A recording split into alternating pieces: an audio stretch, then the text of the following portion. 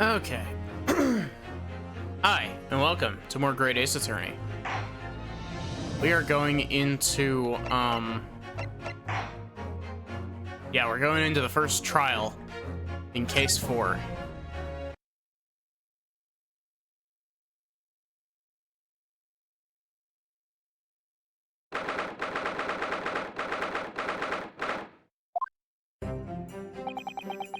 It's that old familiar feeling again. Crushing pressure of this historic courthouse. Also, I cleaned my water bottle out again, so fingers crossed that it doesn't taste like chemicals.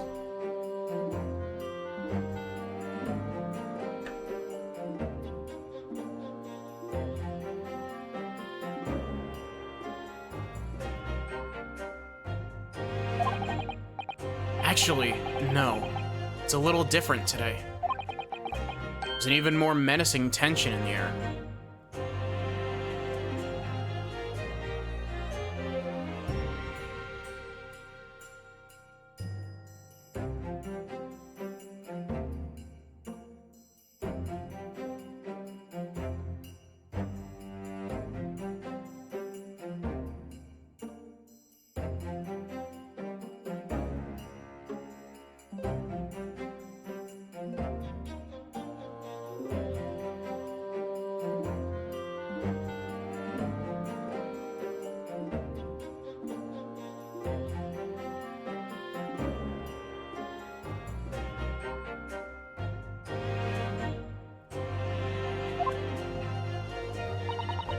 There is a menacing tension in the air here today, isn't there, I suppose? Yes, I think so. Can only be the result of the menacing appearance of the defendant.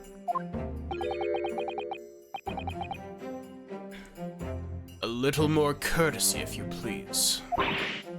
Oh my, I do apologize. However, you're certainly not mistaken that this trial is far from ordinary. What do you mean? I'm not privy to the details. However, I understand that no jury has been selected. Oh, no. A trial without a jury? Well, that's just like the trial of the professor 10 years ago. Closed court. Good morning, my dear fellows. Mr. Sholmes. Have you made a note of my hair, Mr. Nodohodo? An outright victory for science, you must agree.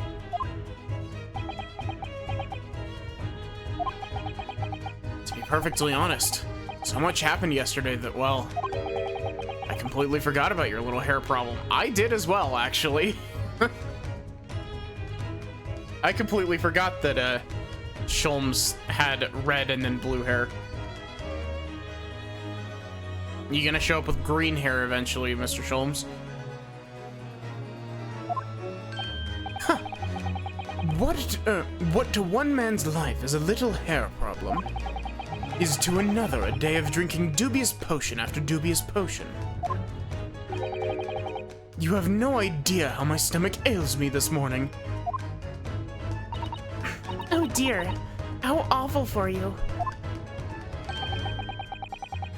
I'm afraid you only have yourself to blame, Mr. Sholmes. And good morning to you, Mr. Reaper. I'm delighted to see you looking so full of vim. And I see London's celebrated great detective is as active as ever. Oh, you exaggerate, my dear fellow. Compared to my paltry engagement with a few trivial cases, the Reaper's overbearing presence is a far greater deterrent to the black roots of crime in our capital.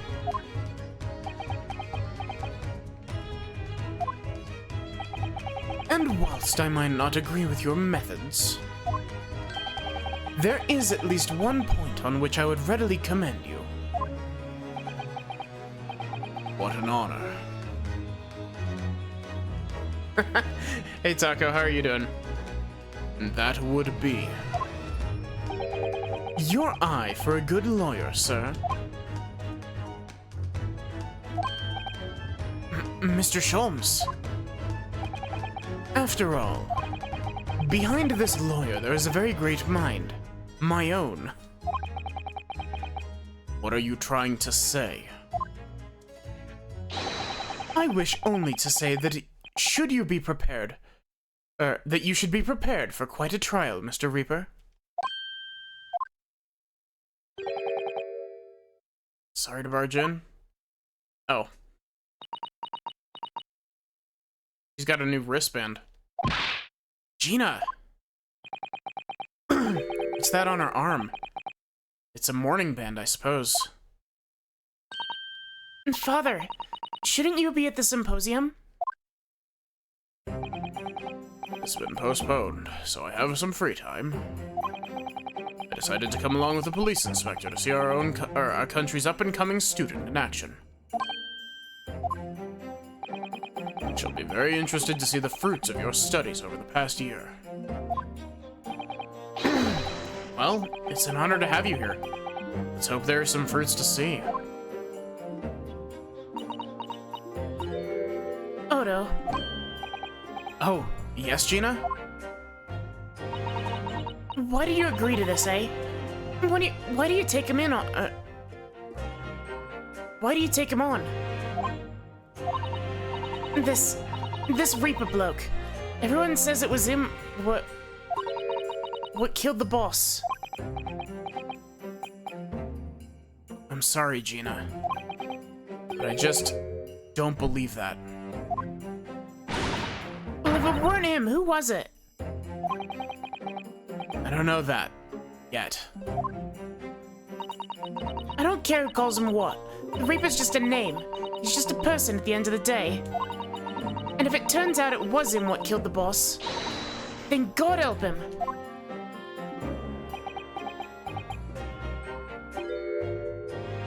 Fiery eyes indeed. Yes, the culprit deserves every ounce of your loathing. Eh? At least, that may be some solace to the deceased.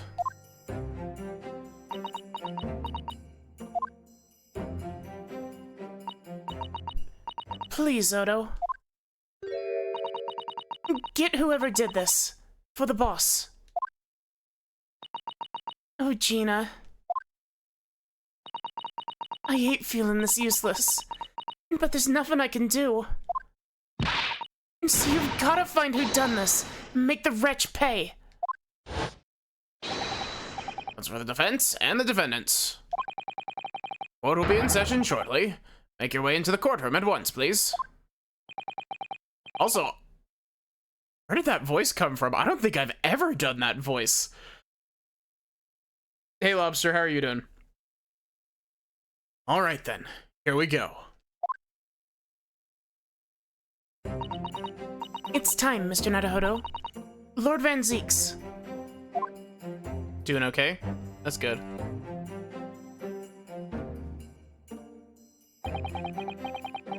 One who lost his treasured brother to a mass murderer. Is it a 2 daggers or massive hammer day today?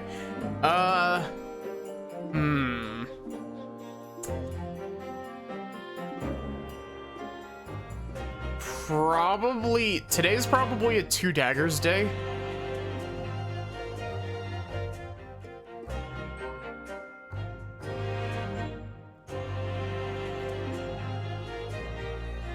Because I like dual wielding. But I definitely do also like large hammer day. One who lost his treasured father in a foreign court of law.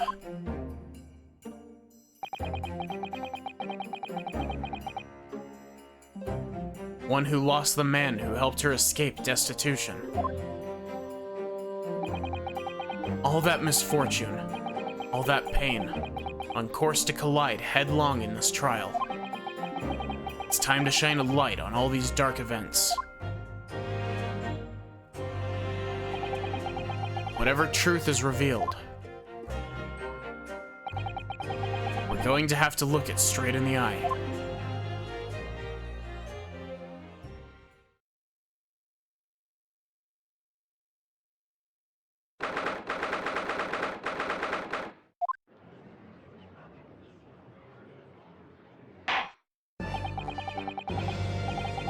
In the name of Her Majesty the Queen, I hereby declare this court to be in session.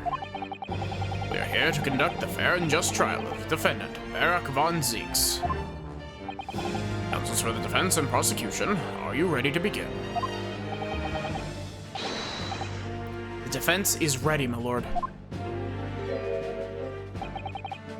The prosecution is more than ready. Oh, Kazuma-sama. I've been wishing to see you in court again for so long. For so long it feels. But I never pictured it happening like this. I never thought I'd be facing you behind the prosecution's bench. So-called Reaper of the Bailey has been a scourge like no other, undermining Her Majesty's justice system.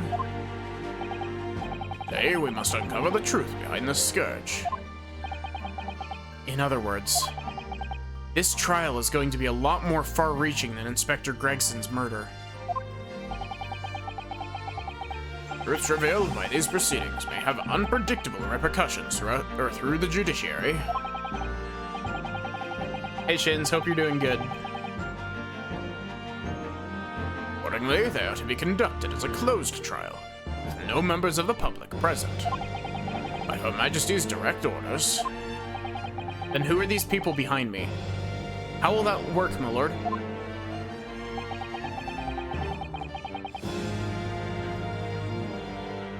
Burden of all arbitration and adjudication falls on my shoulders. Therefore, as you will see, juror's bench shall remain vacant today. If no members of the public are present, might I ask who is currently occupying the gallery, my lord? Thank you for addressing it. Honestly, I fully expect them to just not address that. They are members of the judiciary, here to witness proceedings and ensure an equitable trial. Members of the judiciary. Oh my. This is a very unusual trial already. There is, of course, another unprecedented aspect to these proceedings on which I must elaborate. Counsels for the prosecution and the defense are both aliens of Great Britain. I believe it takes an outsider to see the truth sometimes. As I stand here in this courtroom now, I'm quite certain this is the reason why I had to come to Britain. Zuma? Aliens from space. Very well, let us commence proceedings. Let the magical girl take a sip of her water before she begins.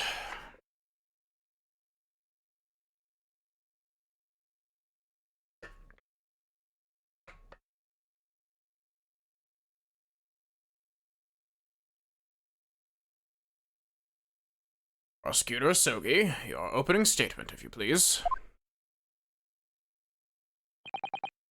Certainly, my lord.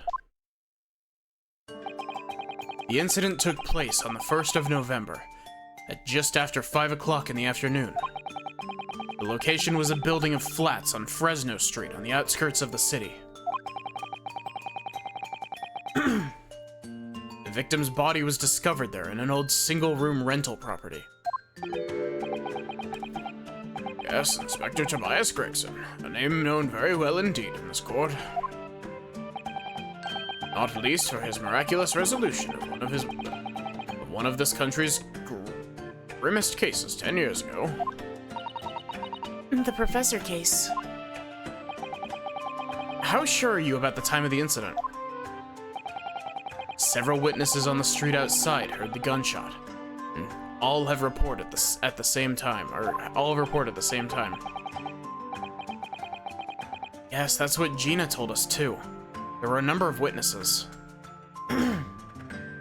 Grimace cases. I did read that as Grimace cases. Like, that's how my brain read it the first time, and I was like, wait a sec.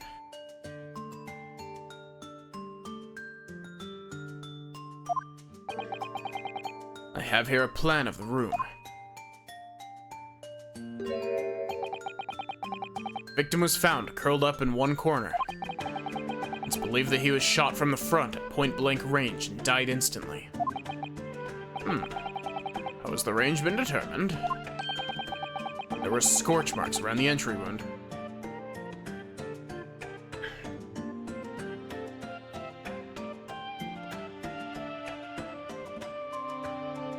Okay.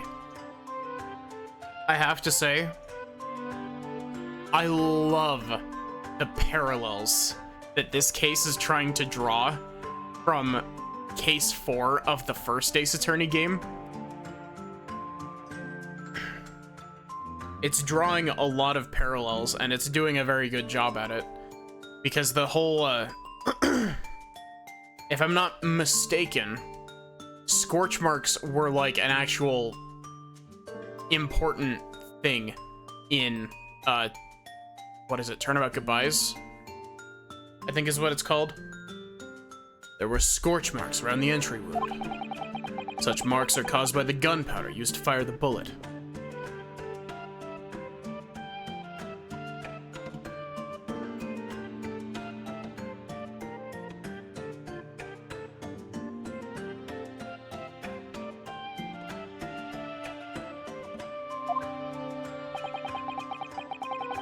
Powder hot enough to leave scorch marks is only ejected a few inches beyond the end of the barrel.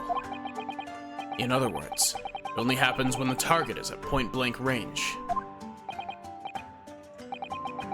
I see, yes. Thank you for the detailed explanation, Counsel. The murder weapon was found lying beside the victim. Have you managed to ascertain the owner of this firearm? No, my lord. Not conclusively. I'm gonna cough, give me...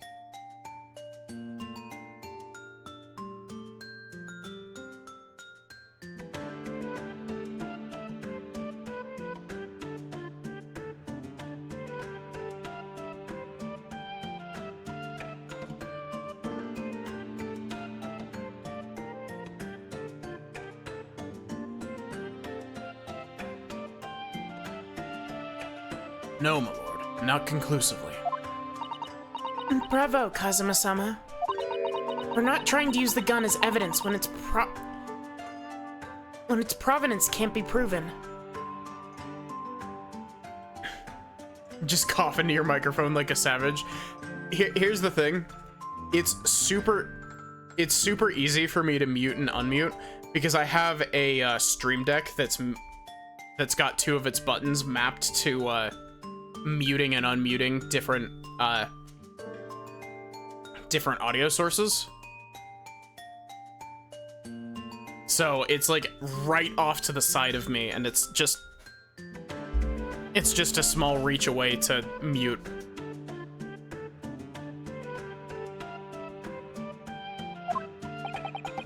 Furthermore, my lord, as I've explained, the revolver was fired at extremely close range.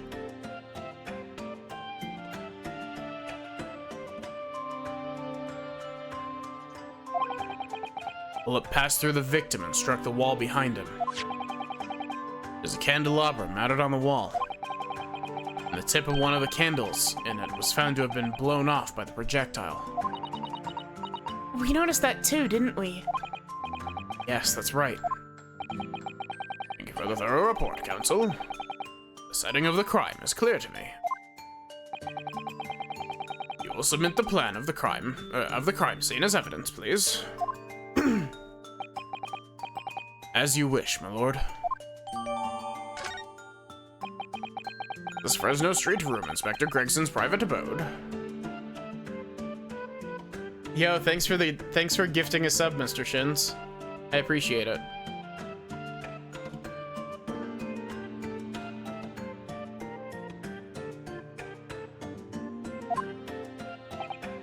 No, my lord. Room is rented to a Mr. Hugh Boone.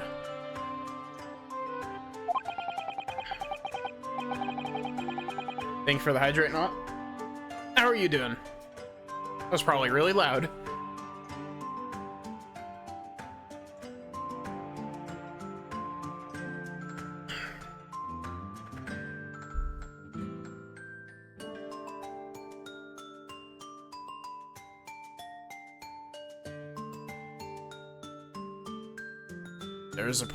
There's precious little furniture inside, and it's generally in a poor state of repair. So what on earth was Gregson even doing there? Presumably, he was investigating some case or other.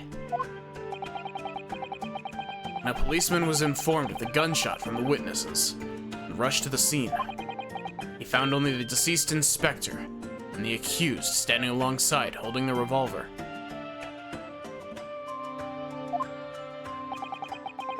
The attending officer arrested the accused on the spot. Bit hungry. Had little food today, but you're eating right now. Oh, the details of the case are clear.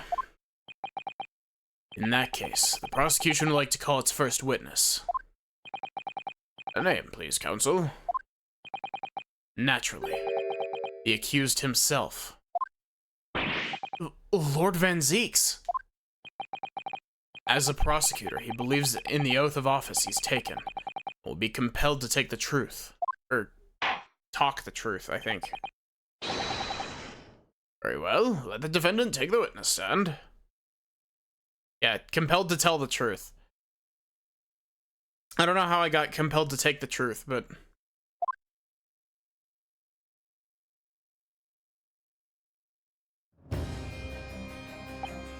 So, witness, state your name and occupation for the court. Barak Van Zeeks, Old Bailey prosecutor. I presume, Lord Van Zeeks, that you heard Prosecutor Asogi's opening precis. I did. Allegedly that you were found, or it is alleged that you were found at the scene of the crime, and that you were arrested by the arriving police officer. Can you confirm this?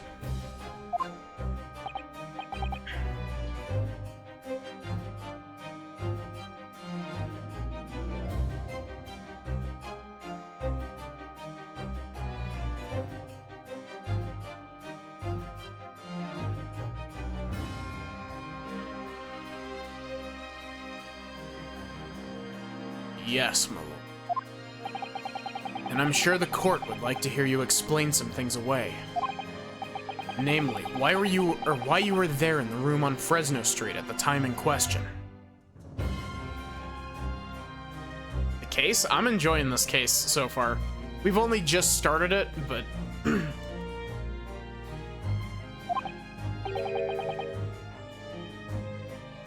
And what exactly took place? I intend to explain away nothing, but will simply tell the truth. I must say, Lord Van Zeeks, I never imagined this day would come. Or rather, didn't want to imagine it would come. But since you became known as the Reaper,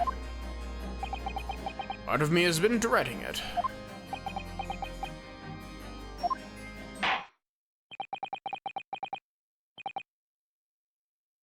Your formal testimony, then, witness. I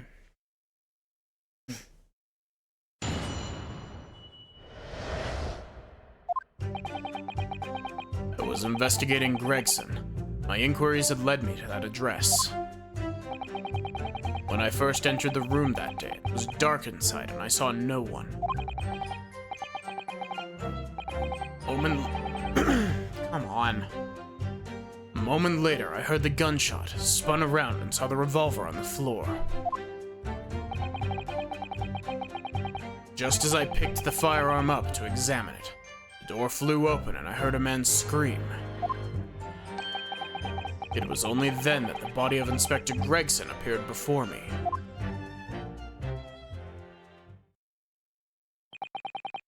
That testimony was the whole truth.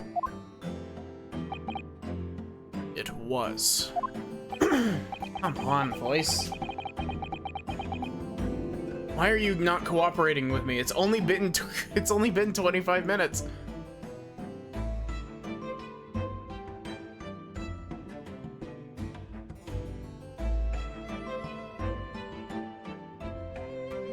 So you heard a shot being fired in a room with no living occupant, so you heard a shot being fired in a room with no living occupants. Thank you for the hydrate knot.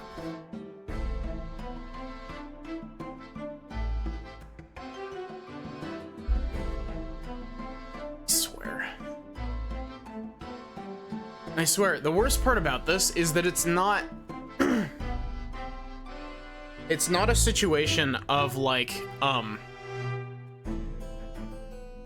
you know, at the end of the last Great Ace Attorney, it was like my throat I pushed my voice too far and my throat started to hurt throughout the last case of the Great Ace Attorney 1. But it's not even that, it's just that like my throat is having trouble hitting the right spots currently.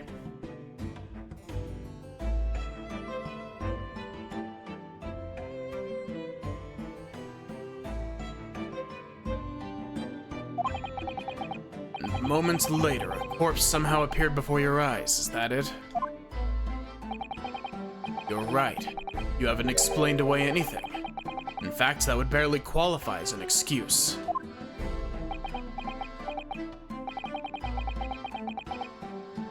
I thought you were my mute apprentice. Yet it turns out you have a way with words. Prosecutor Asogi.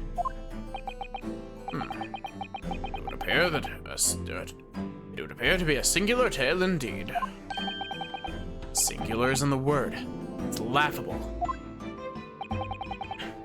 What's got into Kazuma? He's not behaving like himself at all.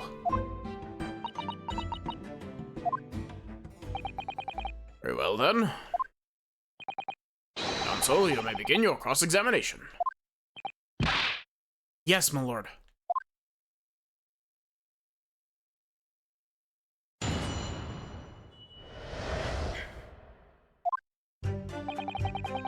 Oh, I was investigating Gregson. My inquiries had led me to that address. Hold it!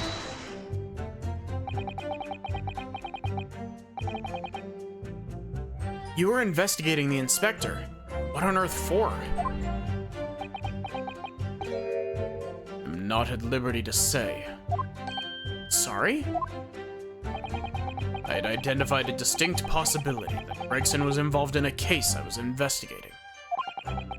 Regrettably, he was killed before I could secure the proof I needed.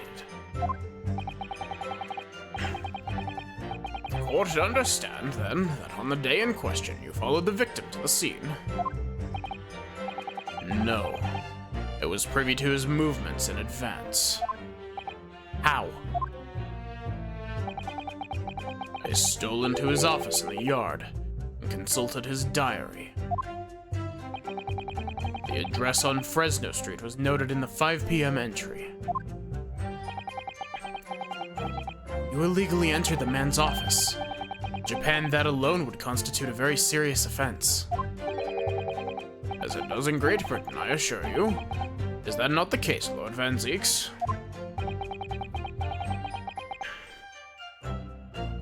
I was aware of the possible consequences. So, in summary, you were investigating the victim, and yet, you refused to tell the court why.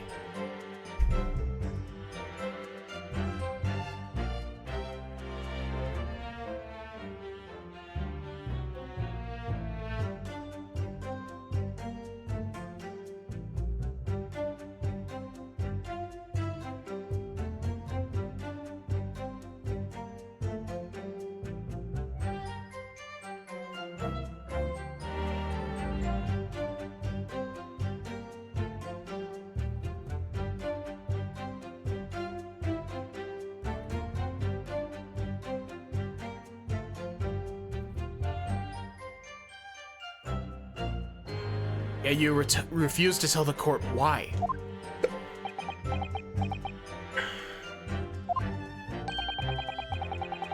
I didn't realize British prosecutors enjoyed such freedom to choose what to divulge under oath.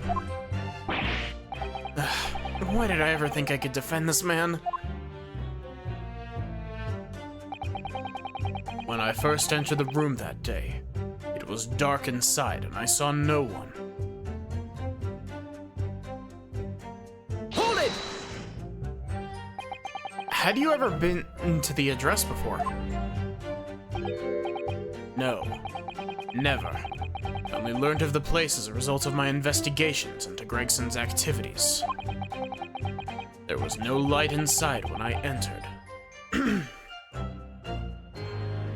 So it was all but impossible to make out anything. But at 5 p.m. the sun would only have just gone down. It still would have been reasonably light outside. The room has a window, but it was boarded shut.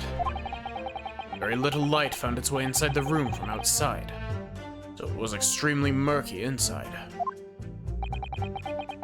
I wouldn't have noticed if the victim was already lying on the floor. There was no artificial light in the room, you say? You're quite sure?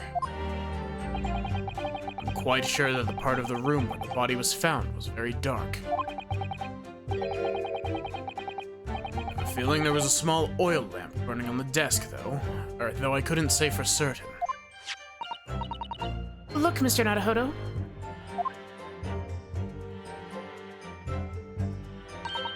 There's a small desk in the room just here. Yes, I remember.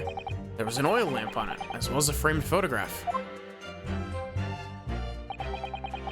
When I entered the room, I closed the door behind me and started toward the desk to investigate. What did you find? Nothing. I never actually reached the desk.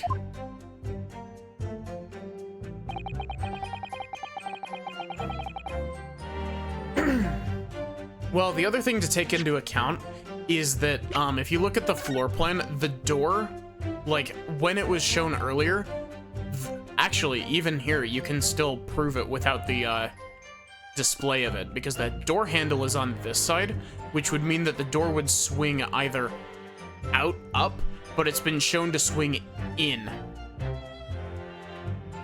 Blessed with kitty snuggles, nice. So he wouldn't have been able to see Gregson as he came in because the door would have blocked his line of sight as he opened it. A moment later, I heard the gunshot. I spun around and saw the revolver on the floor. Hold it! So, who fired the gun? I have no idea. I didn't see anybody else in the room. But you say it was very dark in there. Yes, that's right. All I can tell you is I didn't sense another's presence. Aha! Then could it be that the gunshot actually originated from somewhere outside the room? No, that's out of the question. Oh. Without a doubt, the sound emanated from inside the room. I could smell the gunpowder. This is going from bad to worse. Yes, a ghost pulled the trigger. Nah, you gotta wait until Spirit of Justice for that. You gotta wait until Ace Attorney 6 for that. You say that's the point at which you notice the revolver on the floor. Correct. I foolishly picked it up. That was carelessness on my part.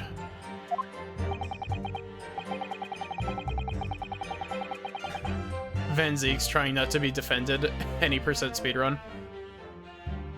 Presumably then, the gunshot you heard came from the firearm that you somewhat hastily took in your hands. In point of fact, my lord, I believe it did not. What? The barrel of the revolver I picked up was cold. There was no smell of spent powder. But where on earth is the gun that was fired? Whilst I would like to oblige you with an answer, I'm afraid I can't. I too would dearly like to know that.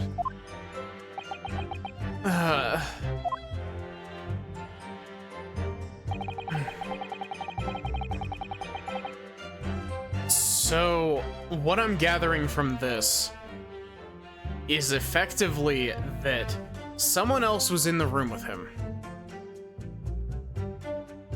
When he came in, they saw the opportunity to frame him for the murder.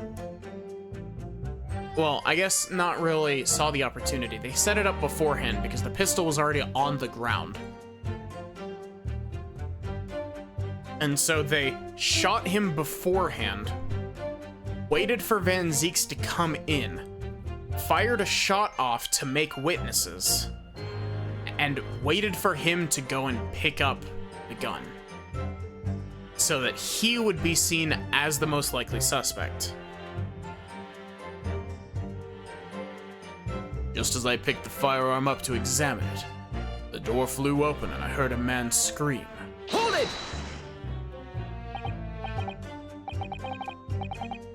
Yeah, that's actually a good point, Lobster. Is that because the one candle was blown up so early, yeah, that's a good point. You got your Ace Attorney brain engaged there. I didn't even catch that.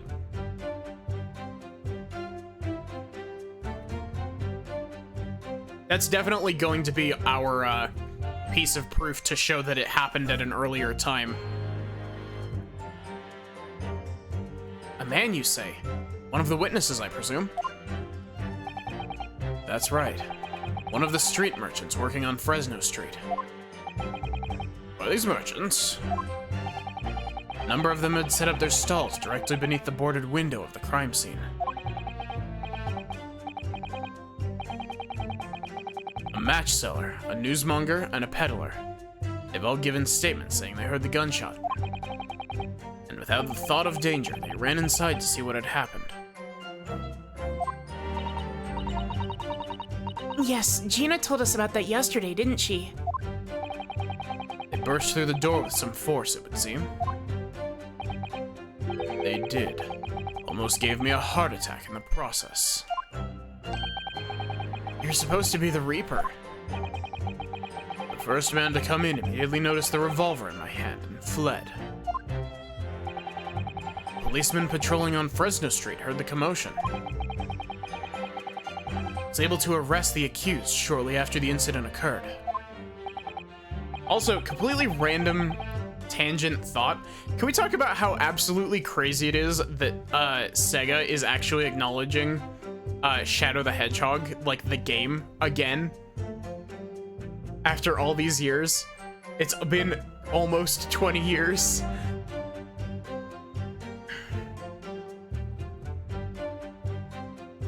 Anyway, the man's scream drew my attention in that direction.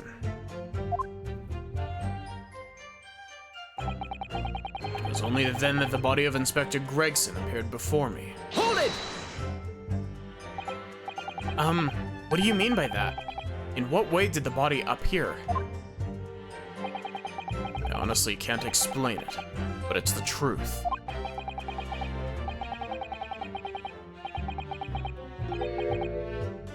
As far as I was concerned, the body hadn't been there until that point. And then suddenly there it was. Did you perhaps hear the sound of the victim falling to the ground just beforehand? At that moment, what I heard was the sound of the door flying open and the scream of the man who came inside first. Nothing more.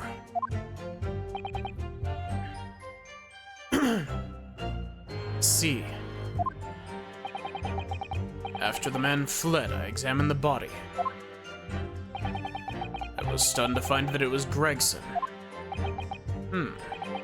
Most curious circumstances indeed. How the inspector was killed, or how his body seemed to appear out of nowhere. I have no idea. Objection!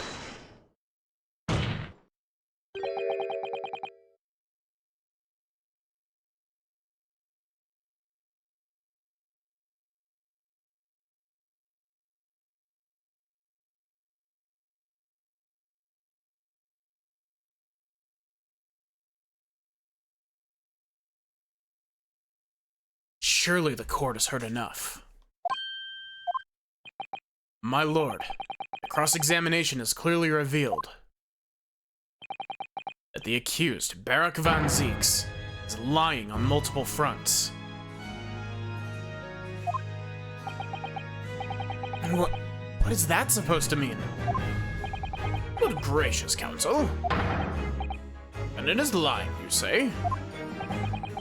In his testimony just now, he claims that he failed to notice the victim's body because the room was dark. That's correct. No, that's impossible. As proven by this candelabrum. How does that prove anything? You examine the tip of the long candle. You can see it's been blown off by a powerful impact. I would assume that the projectile from the firearm passed through the victim and struck the candle. Problem comes when you consider the other two candles, which are clearly of a different length. Yes, I can see that only the candle that appears to have been struck by the bullet is long.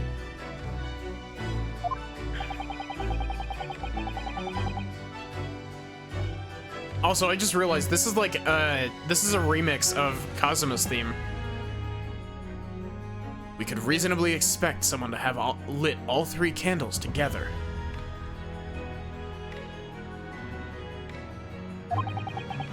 Which begs the question, why only one has ended up longer than the others?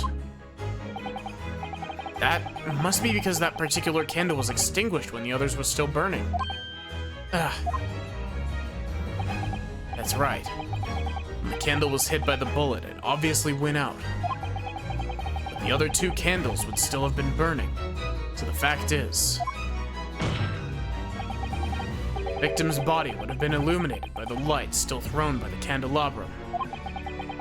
The accused's claim that he couldn't see the body clearly contradicts those facts. And now, to the next lie. There's more? The accused also claims to have never visited the scene of the crime before. That's the truth.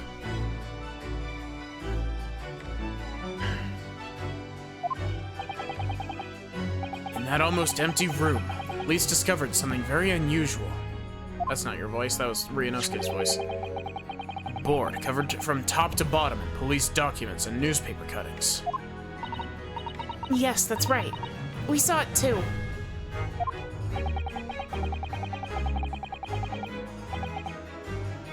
It goes without saying that the contents of the police documents cannot be divulged. However, they included a number of reports from various historical cases.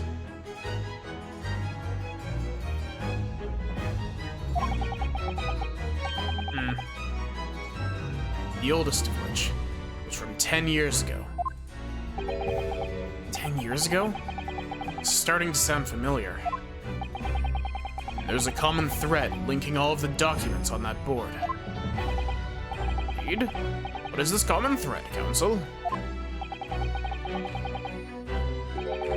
They'll relate to cases prosecuted in court by Barak van Zieks. All of them?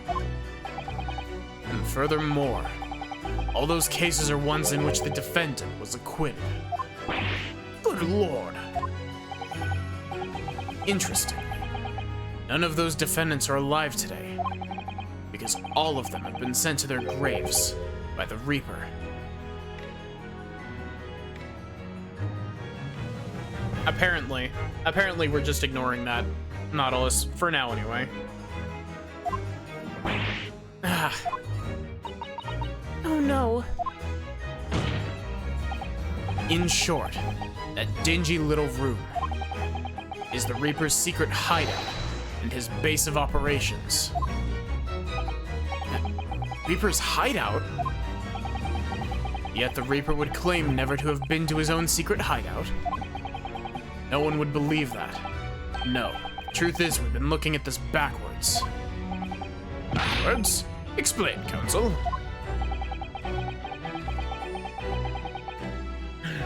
Oh, don't worry, Lobster. This is far from the first time that it's been a situation of, oh, the defense doesn't get to look at these documents, but the prosecutor does. They love pulling that shit. Especially fucking Edgeworth has the most iconic version of that. Where he's like, hey, I had the autopsy report updated.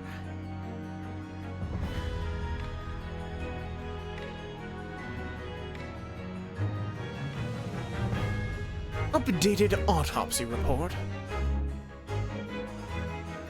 Inspector Gregson was investigating the identity of the Reaper. When he discovered the location of the man's secret hideout, he was killed. As I'm sure everyone can imagine, by the Reaper's hand. What?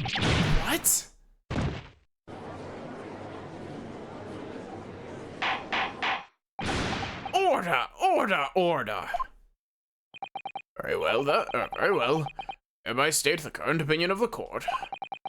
Eric Van Zeeks is an outstanding prosecutor, rendered great service to his country. However, it is with deep regret that I must concur with Prosecutor Sogi's contention. The defendant's testimony exhibits a number of stark inconsistencies with known facts. All I have done is state the truth as I know it. Kazuma's done a brilliant job as ever. He's drawing on his experience as a defense attorney to build his prosecution case, and it's formidable. Counsel, we'll submit the board you just showed to the court as evidence. I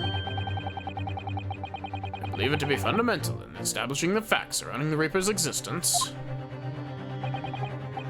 Thank you, my lord. And now, the prosecution would like to call a new witness to the stand. Or new witnesses to the stand.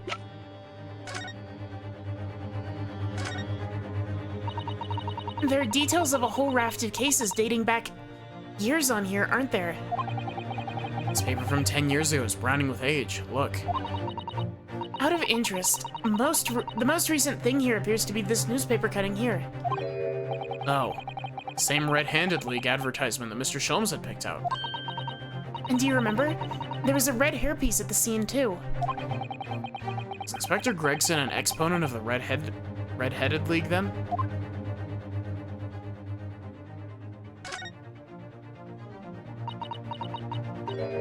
Oh, what's this? Mr. Naruhodo, look. Oh yes, it's a smudge of some kind. In fact, it's just like a handprint. And the color. That's blood, isn't it? Oh dear, how disturbing.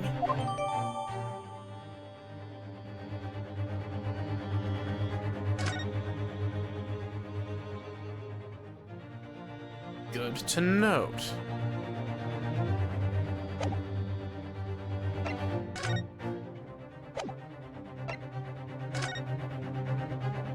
Autopsy report.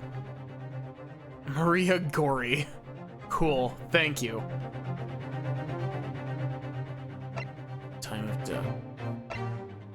There's no time of death listed, which means that's important. Victim was shot in the chest at close range from the front, resulting in instant death. Scorch marks at point of entry. Bullet exited the body from behind. Caliber of the gun uses the one, or matches that of standard issue firearms for members of the judiciary.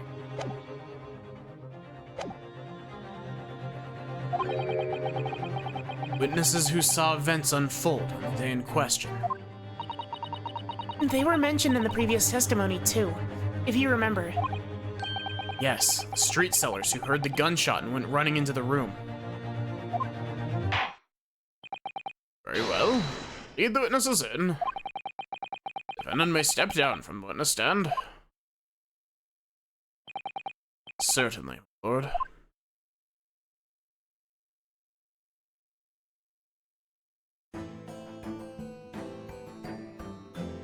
Oh look, it's Beepo. So, witnesses, state your names and occupations for the court. Names? We don't use names. Far too fancy for the likes of us. We're just free and easy. Sell what we like, live where we want to live. Give them all a vacant stare as they walk down Fresno. spin a few words into a verse for them. Ah. Would be right in assuming that all three of you make your living by selling wares on the street.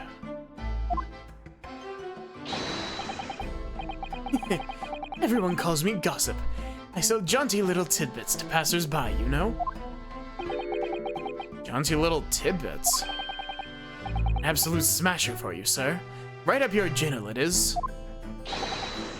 6 pence is the price, and not a penny less.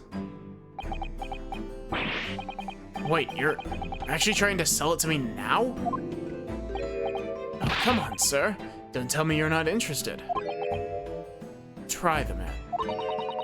Give him the money and see what it is. Hey, the man, counsel.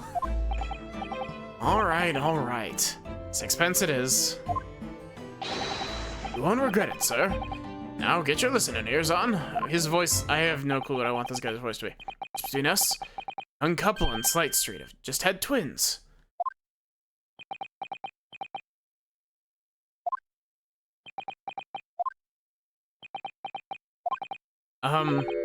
That it? No, that's not it. That's gossip, isn't it? Wants to spread, but that bit's up to you and your mouth, of course.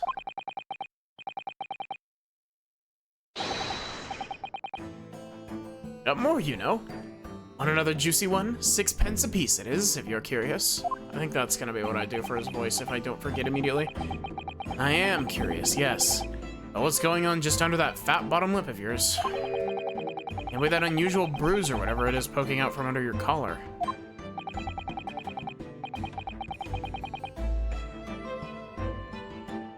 What about the next witness then? What name do you go by and what do you sell? Also, can I just say, this is a good design. It's very basic, but I like this design a lot. Me? I'm Venus. That's what everyone calls me. Funny, innit? I sold these lovely little fireworks to all the local school kids. 6 pence a pop. What do you say?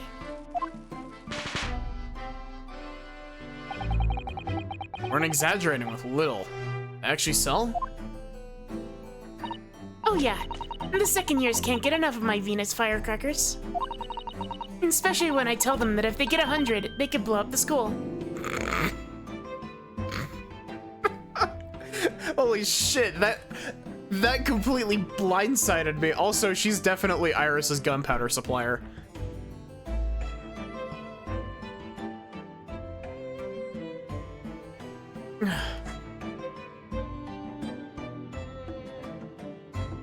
Hey Sachi, how are you doing?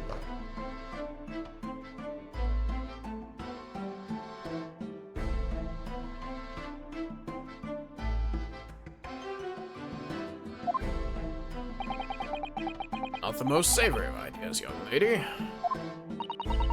What do you say then, eh? I want to part with 6 pence a pop. Wait, what? You want me to buy one? Tell you what, I'll let you in on a little secret. If you get 100 of them, you could blow up the whole courtroom. Man, I really wish that I was playing Dual Destinies directly after this. This would be so funny leading into the first case of that game. Try the woman. Give her the money and see if she's right. Hey, the woman, counsel. All right, I'll buy one. Lovely stuff. Right then. This is something a bit extra, just for you. The Venus Special, only 600 pence. 600? It's 100 of my regular fireworks. Nothing a little about that, is there? Nothing little about the punishment if I blew up the Old Bailey either.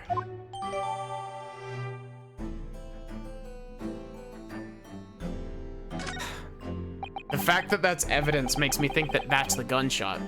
That's the... Well, we found our second gunshot. The last witness.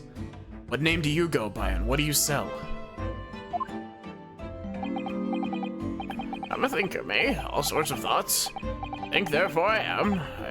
I am, therefore I think. Because I stand here on the street, watching the world go on about me. They call me the Observator.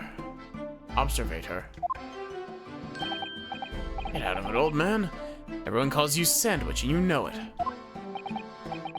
So, you don't actually sell anything.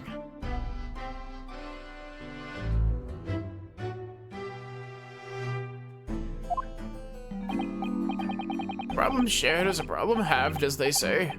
You give advice, I do. Think what it means.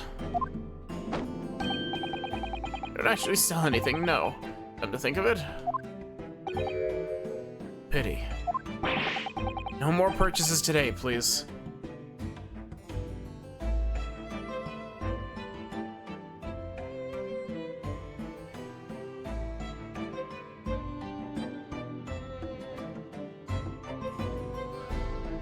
Ugh.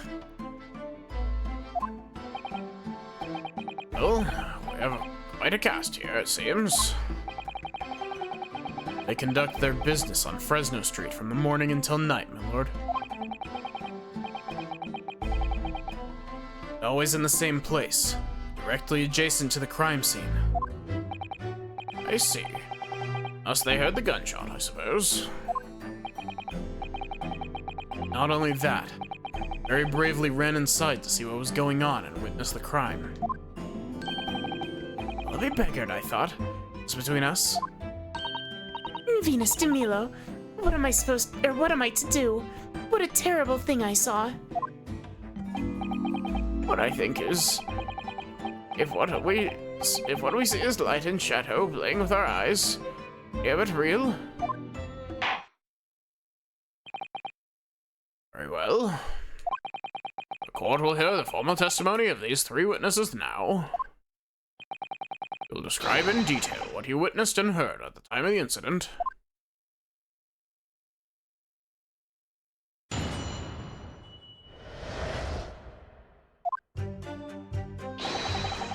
We saw the whole thing from start to finish, we did. Everything from the moment they went into the building.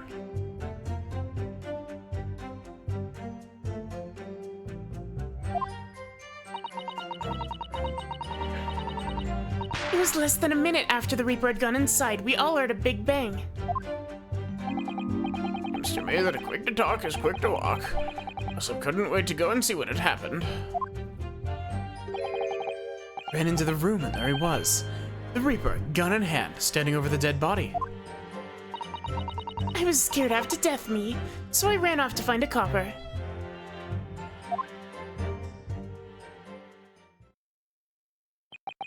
Oh, Venus reminds me of Aspella Cantabella from the Professor Layton crossover.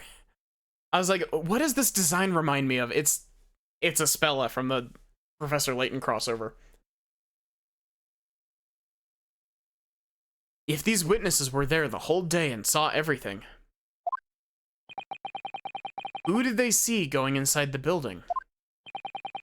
Only the victim, Inspector Gregson, and the accused, Barak Van Zeeks. Seen pictures of that Reaper in the paper. You know what he looks like. And just between us, folks love stories like this. I've made myself a tidy sum already. But wait, the room was just one of several flats in the building. Someone from another flat could have done it. She's very similar to Aspella. All of those flats on Fresno Street are unoccupied. Of course they are. They're small, damp, dirty, and expensive to boot. I don't know what Gossip's voice should be.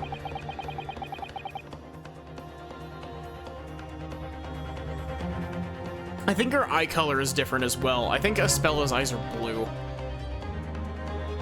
The room in which the inspector was found is the only property in the building that's currently leased. And we know the leaseholder's name, don't we? It's Hugh Bone, or Hugh Boone. Testimony the court has just heard would appear to leave little room for doubt. Becoming increasingly difficult to see how anyone other than the defendant would have committed the crime. No. Thank you for your candor, my lord. As for the defense, you may proceed to cross-examine the witnesses. Yes, my lord. In a closed court like this without a jury, the judge is the only person whose opinion matters. I have to break down this testimony somehow.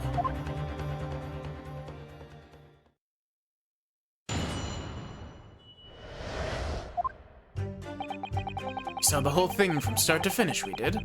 Everything from the moment they went into the building. Hold it! That's too close to Cosmo's voice. When you say they, who do you mean exactly? Inspector Gregson and the defendant, Lord Van Zeeks? I suppose so. The likes of us don't know the names of High and Mighty. I'll tell you one thing. It was the old Reaper that went in last, that's for sure and certain. Just behind Inspector Gregson. They arrive at the same time as each other? No, not at all. First fellow must have gone inside a good 15 minutes before we had the gunshot. Victim arrived 15 minutes before? Are you sure about that? Sure? Am I sure? Does it seem likely that I'd have forgotten a fellow with a bright red hair like that? Does it? Yeah, his hair really were red, weren't it? Redder than my flamin' fireworks, even. That fire red mop still burnt on the inside of my eyelids, it is. Wait a minute. You're saying the man was a redhead? Were you listening, chum? Aye, he was redheaded. He had a big chunk of them as well. But Inspector Gregson's hair isn't red. Not by any stretch of the imagination. It seems likely that the person you saw wasn't in fact Inspector Gregson at all, but some other third party. No. I hate to break it to you, but the witnesses are correct. What?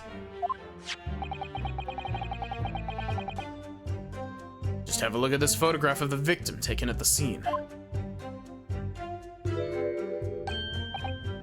Yes, that's Inspector Gregson, all right. And a red hairpiece. Ah. Of course, we saw one on the floor when we investigated the scene, didn't we? Still refuse to believe Inspector Gregson wore a hairpiece, though. So then why on earth would he have been wearing something like that? Well, it does seem to suit the man, one might say.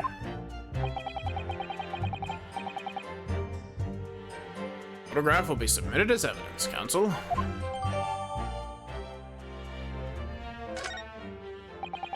And what became of the trunk that the red-headed victim was supposedly carrying? I was informed that no trunk was found at the scene. So it just disappeared? What, do you expect us to have been watching the building every second, do you? We definitely saw him in the dock going in, though. No question about that.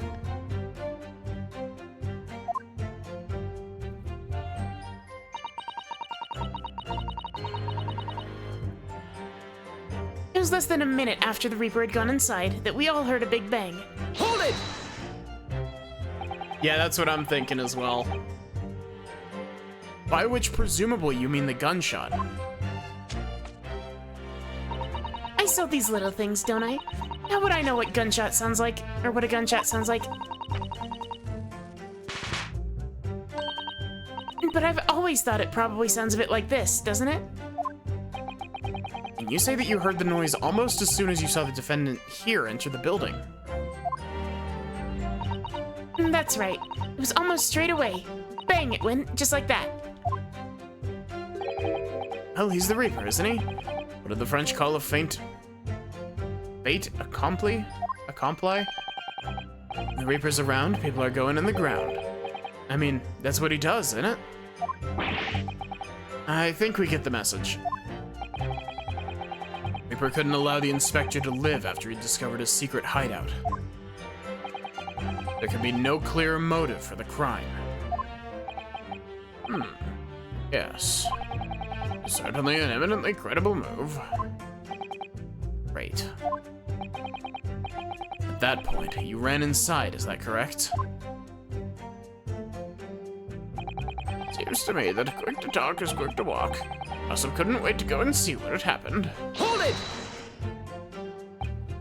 So, when Gossip ran to see what had happened, did you go too? Well, me. I'm a bit hampered, see? All the signs are that I can't move very well. You were way behind, presumably, with that sandwich board around your neck and that big sign in your hand. Great burden you bear. Pardon me for asking, Mr. Sandwich, but is it possible that you and I have met before?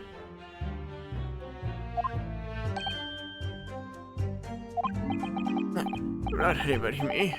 Signs are what make me who I am now. A sign, therefore I am.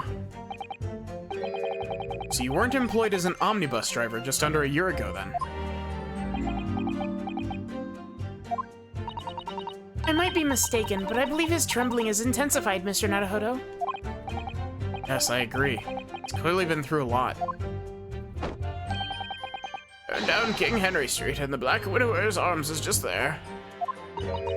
Oh dear, you've made him hide beneath his sign. Life is full of surprises.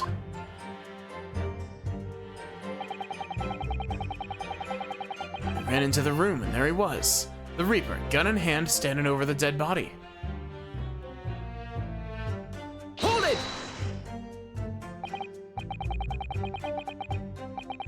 So then, you were the first person to arrive on the scene, is that right?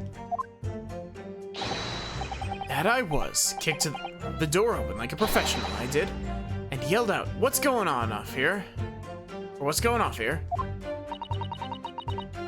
Lord Van Zieks claimed all he heard was a man scream, though. And it was dark inside the room. No, not dark at all. There were candles burning on the wall. Really? There's a fella collapsed on the floor. Just between us. It's the first thing I noticed when I got inside. Ah, I see. Even though Lord Van Zieks claims not to have seen any such lights on the wall. Next thing I noticed, someone standing right beside the body. The accused, Barak Van Zieks. That's right, pale-faced Reaper himself. I was a little shocked, I won't deny it, but I'm no lily-livered coward. Stood my ground and gave the Reaper a cold hard stare myself.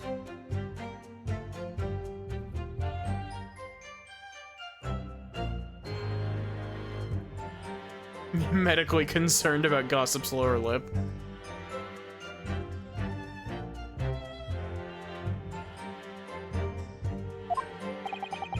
Is there anybody else in that room? No, of course not. Not at first. But then this old stiff came waddling along behind me, of course. Only him, mind. I can't handle stairs so well, as you can imagine. Especially on the way up. Couldn't have just failed to see someone? It's a bit dingy in there, I grant you. There were candles on the wall and the lamp on the table. There's nowhere anyone could have been hiding. You mock my eyes.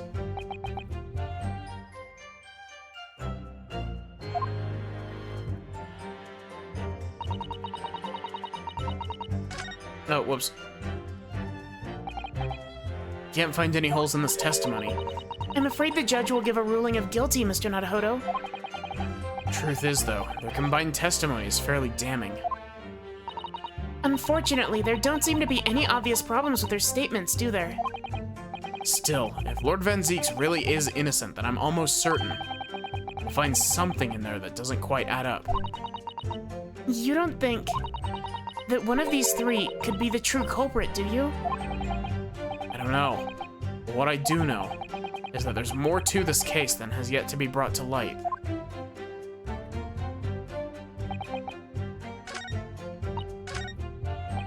Whoops.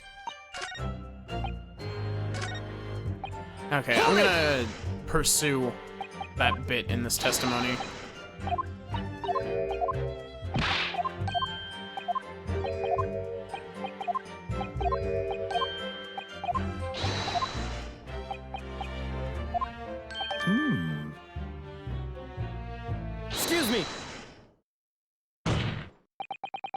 Do you have something to add, Mr. Sandwich?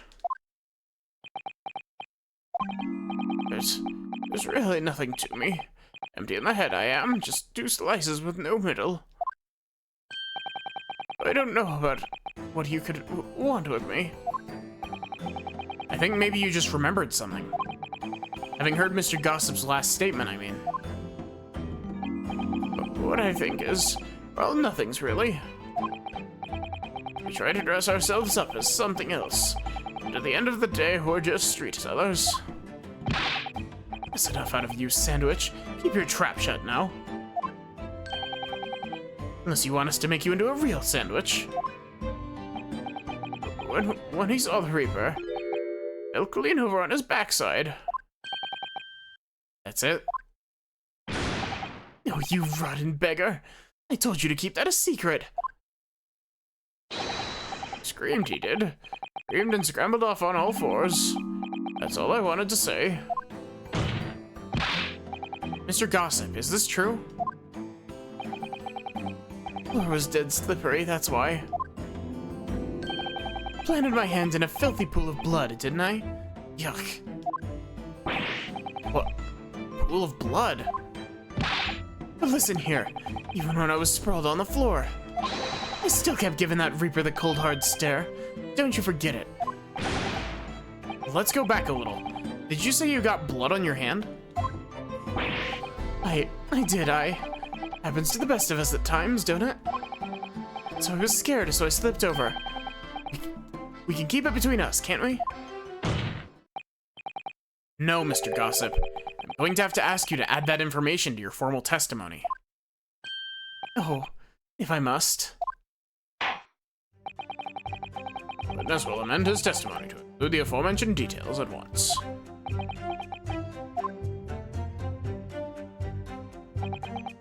Slipped over and got blood on my hand, so I quickly wiped it off on the floor. On the floor? What?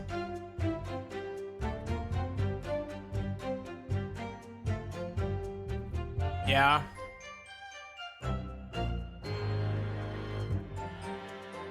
Especially since the case that he was involved in was the McGilded case as well.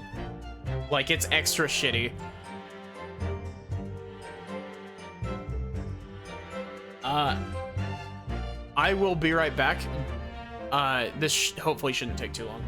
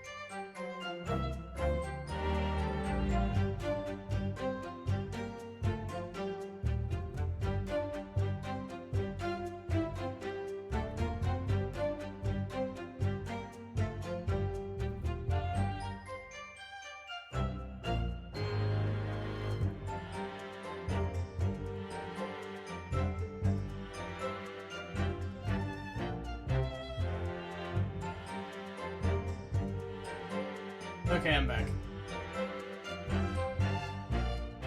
Sorry about that. Slipped over and got blood on my hand, so I quickly wiped it off on the floor. Hold it! Wiped your hand on the floor? Well, who wants blood on his hand, eh? Horrible stuff. They might have thought I'd done it. No ta. Didn't think it might be a problem? Does it really matter if I left a few grubby handprints on the floor? They'll get cleaned up in the end, won't they? Don't make such a fuss, that's the message from all of us.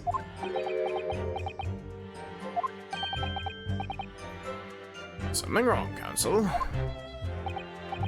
No, my lord. I didn't remember anything in the report about a bloody handprint on the floor, that's all.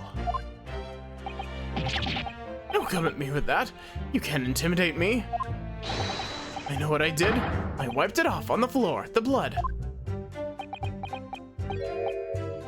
I wonder, could that be what happened? Mr. Naruhodo. I don't have all the answers yet, but I think we may have just uncovered a vital clue.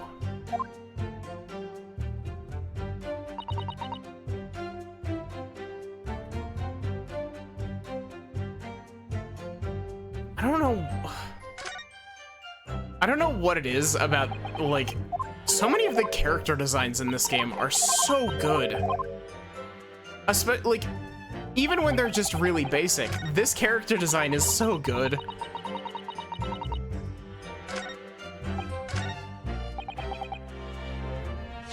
Okay, so this is definitely this, right? Objection! So you wiped off the blood from your hand on the floor of the room. Are you quite sure about that? Well, what else did you expect me to have done, eh? Does it really matter? Objection! The police found no such handprint on the floor during their investigations. What exactly is the defense asserting? You listen, you'll find out, Prosecutor Asogi. He's like, Inosuke, you're sassing me. That's a first. Certainly, there was no bloody handprint found on the floor. What are you trying to say? There was a handprint in blood left very clearly at the scene. On the back of this notice board.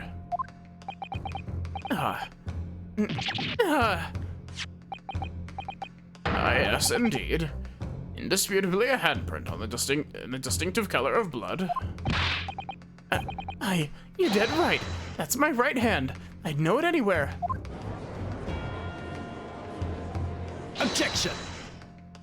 The witness very definitely testified. Definitely testified that he wiped his hand on the floor. Any handprints on the back of the board are irrelevant. Objection! Not if the board itself had fallen onto the floor. In that case, it's quite possible for the witness's handprint to have ended up there. So look at the floor plan of the room. The notice board was in the opposite corner of the room to the victim, in an upright position.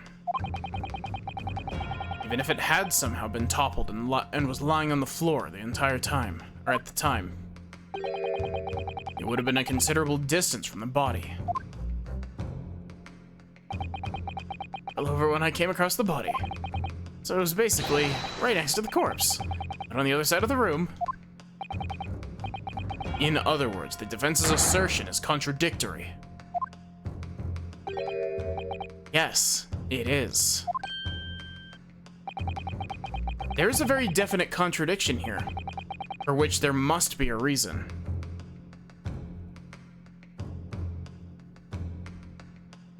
You wish it was 4 a.m. instead, Mr. Shins? Because it's 4 a.m. for me. Have a good night, Mr. Shins.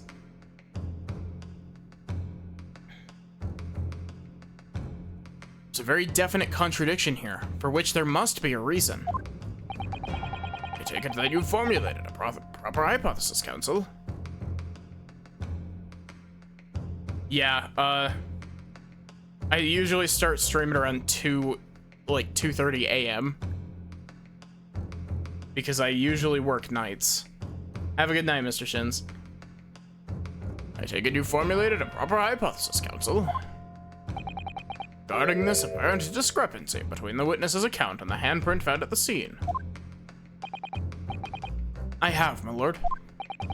This discrepancy between the witness's account and the location of the handprints is explained by...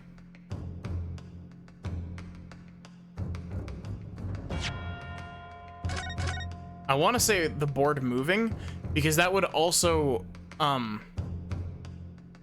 that should also explain why Van Zieks didn't see Gregson.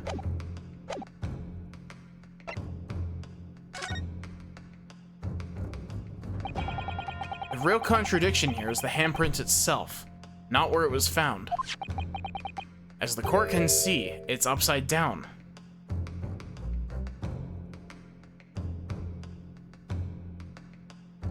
Yeah, like, honestly, the character designers for the Ace Attorney games go unreasonably hard with their side character designs.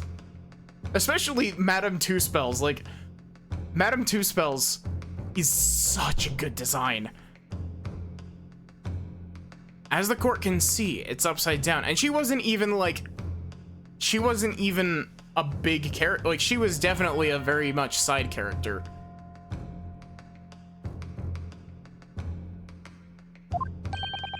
Good gracious. So it is. Witness had put his hand against the board. Finger should be pointing upward.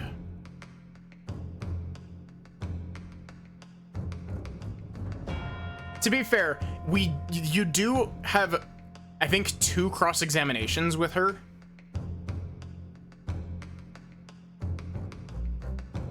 But witness had put his hand against the board.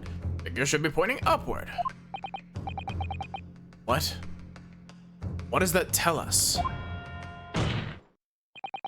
It tells one simple fact. When this handprint was made, the board must have been lying on the floor, as I previously suggested. Which means that after the incident, it must have been moved. What? Objection!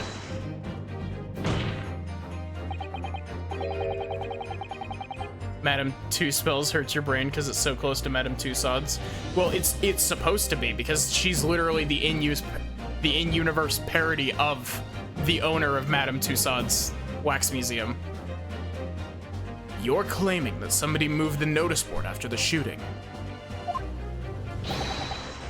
Then tell the court who. I don't know that yet, but the point is,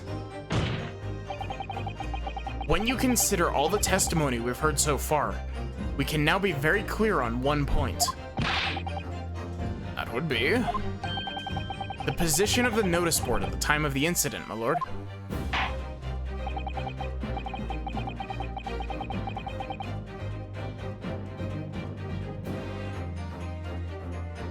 Also, how are you doing, Banana? That kind of humor is so bad it's good. Ace Attorney loves that kind of humor. The witness who's actually the murderer in the first case of the first game is literally named Frank Saw It. Like, Ace Attorney loves its puns and reference names. And they go absolutely off the fucking rails with Spirit of Justice. Yeah, the name of the main character is literally Naruhodo, which means I see. And it's like a phrase meaning I see or I understand in Japanese. Counsel, I must ask you to clarify your assertion for the board. At the time of the incident, where do you maintain the notice board was situated?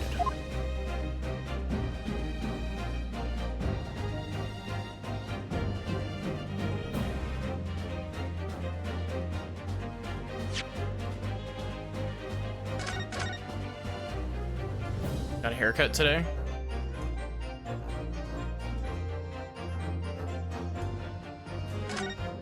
Yeah, it's great.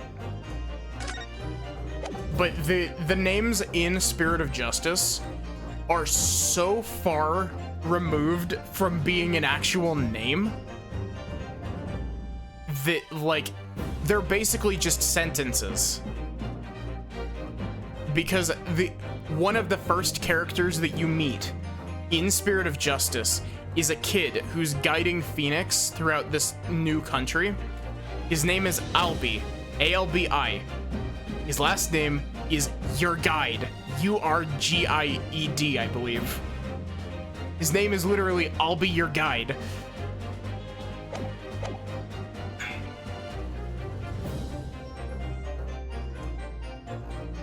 Yep, there you go. Thank you, Nautilus. I'll be your guide, yep.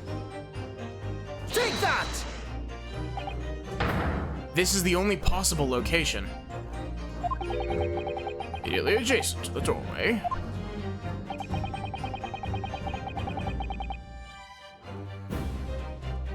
This is your kind of humor as well.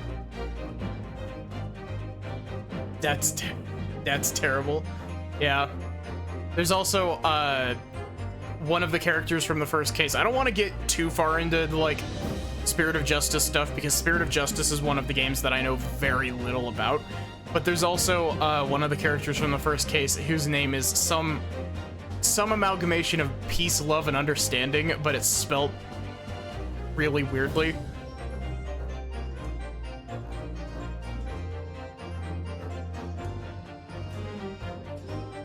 If the court would think back to the testimony given by the defendant earlier. He said that when he entered the room, it was dark. Couldn't see the body.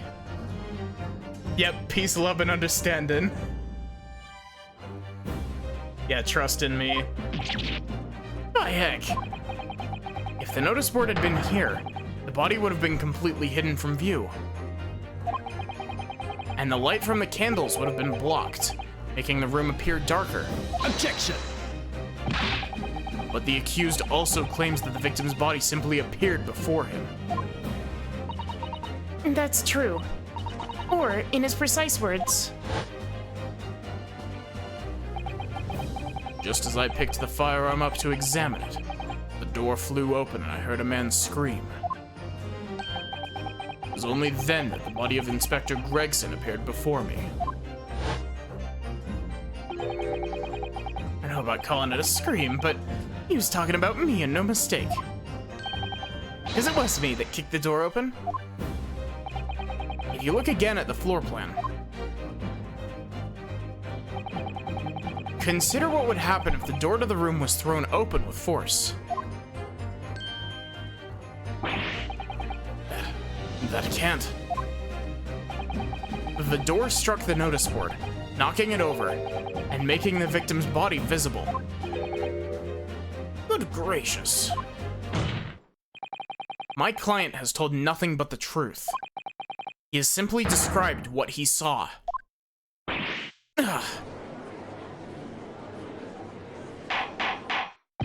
Order, order. Counsel, how has it not come to light before now? After the incident, somebody must have righted the board and moved it into the position where the police, myself, and my colleagues saw it when we were investigating in the room.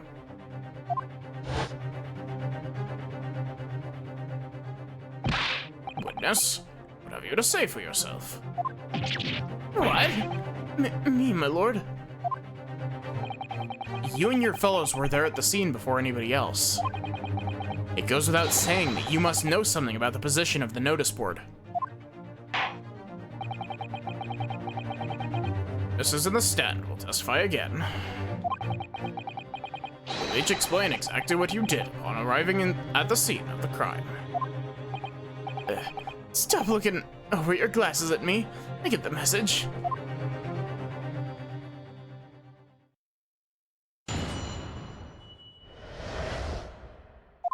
I don't know anything about that there notice board. I just wiped my hand on it, that's all. well, don't look at me. I haven't got a clue about it. I was doing business with some second years at the time. I don't know anything about anything. I'm just a bystander, me. Just a sign of the crossroads of life. That Reaper, I bet, has got a face that screams bored. I can't see how this changes anything anyway. The detective still died when we heard the gunshot.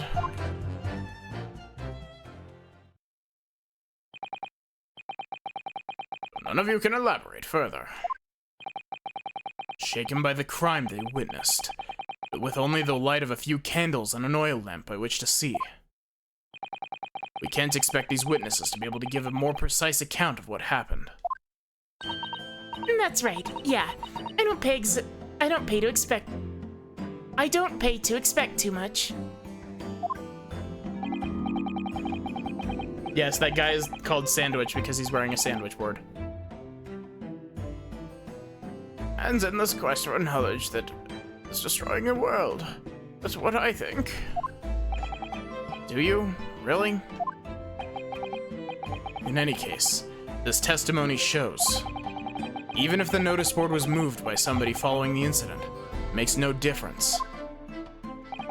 When the gunshot rang out, the accused was the only person at the scene. In short, the only person who could possibly have committed this crime is Barak van Zieks. None of this wrangling over the board changes that simple fact. Quite so, quite so. Does the defense still wish to cross-examine the witnesses despite the circumstances? Most certainly, my lord. Very well. May proceed, counsel.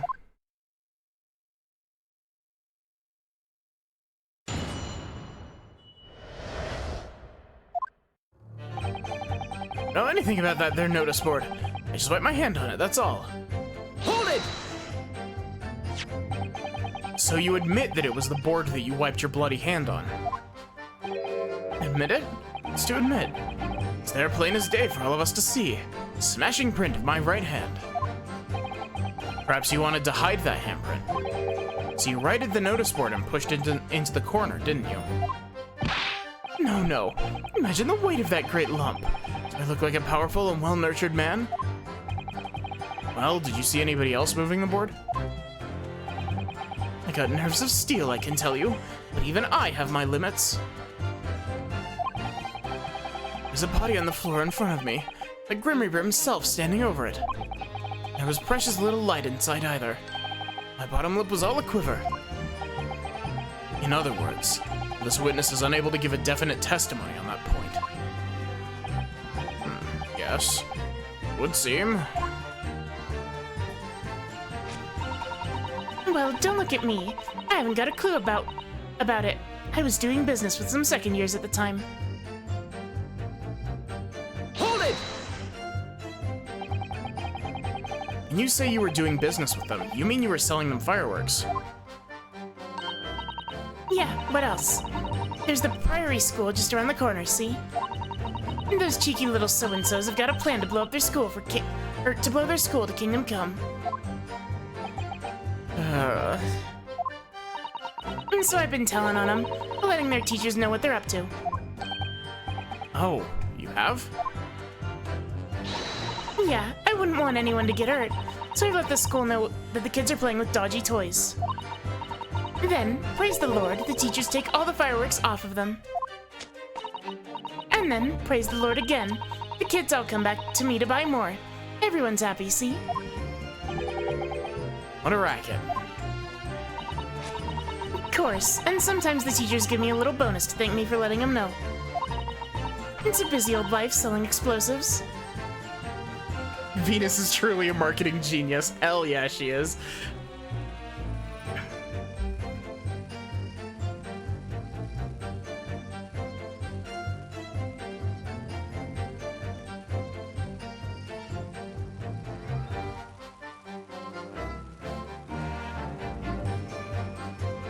Sorry, give me a sec.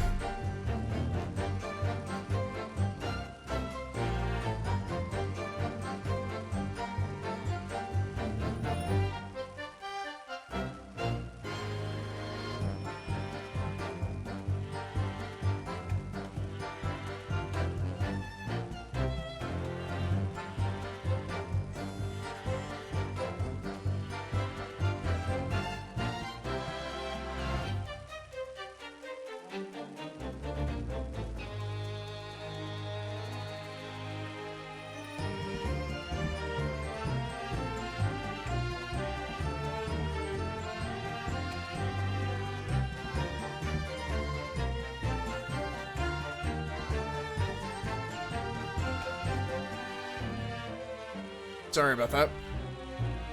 It's a busy old life selling explosives.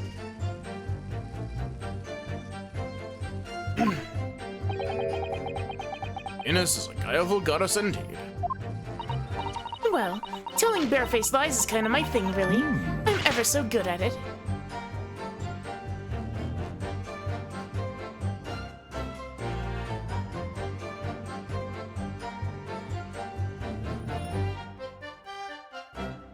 I swear. I'm gonna be gushing about all of the characters in this game. Like... Oh, whoops. Oh, I'm pressing the wrong button. This character portrait is a good character portrait.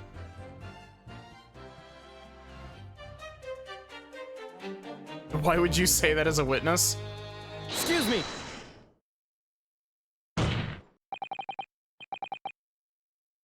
Something wrong, Mr. Sandwich?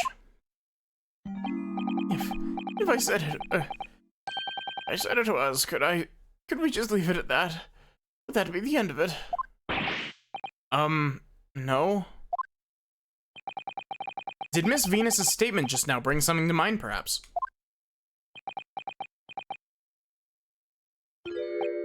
Philosophical thoughts. Deep philosophical thoughts.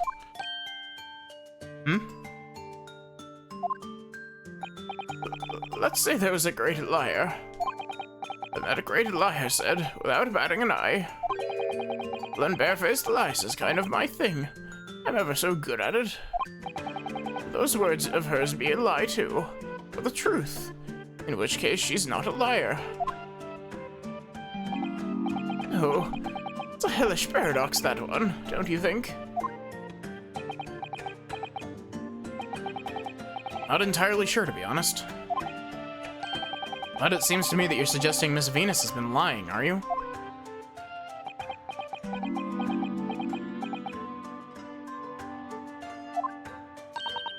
What are you on about, old man? Trying to cause trouble, are you? Keep on like that. And I'll wrap your whole body in firecrackers and set 'em off. That'll give you something to tremble about.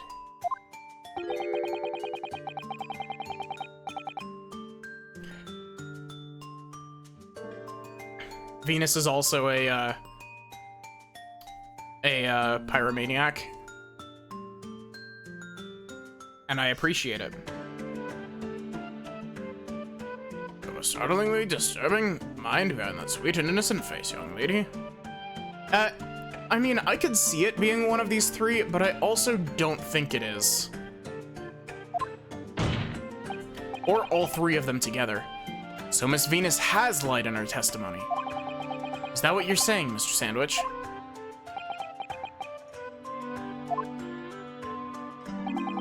Well, if it means I'll be burning in hellfire for the rest of my days, so be it.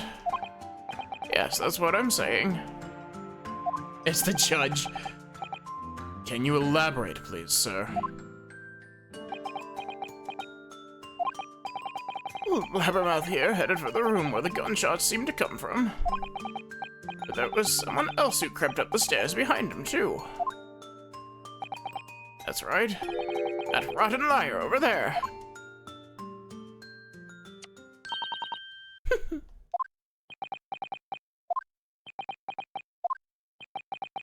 Mean to say, you did in fact betake yourself to the scene of the crime after all.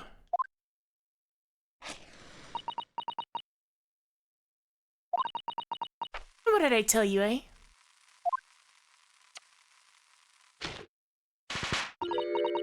I said I was good at telling barefaced lies, didn't I? Yes, you mentioned it. Well, that revelation rocked the whole courtroom, didn't it? New firecrackers packed such a punch. Did indeed visit the scene of the crime, did you, young lady? Good grief. Also, that probably looks really cool. Like, that probably looks pretty cool in 3D on the 3DS.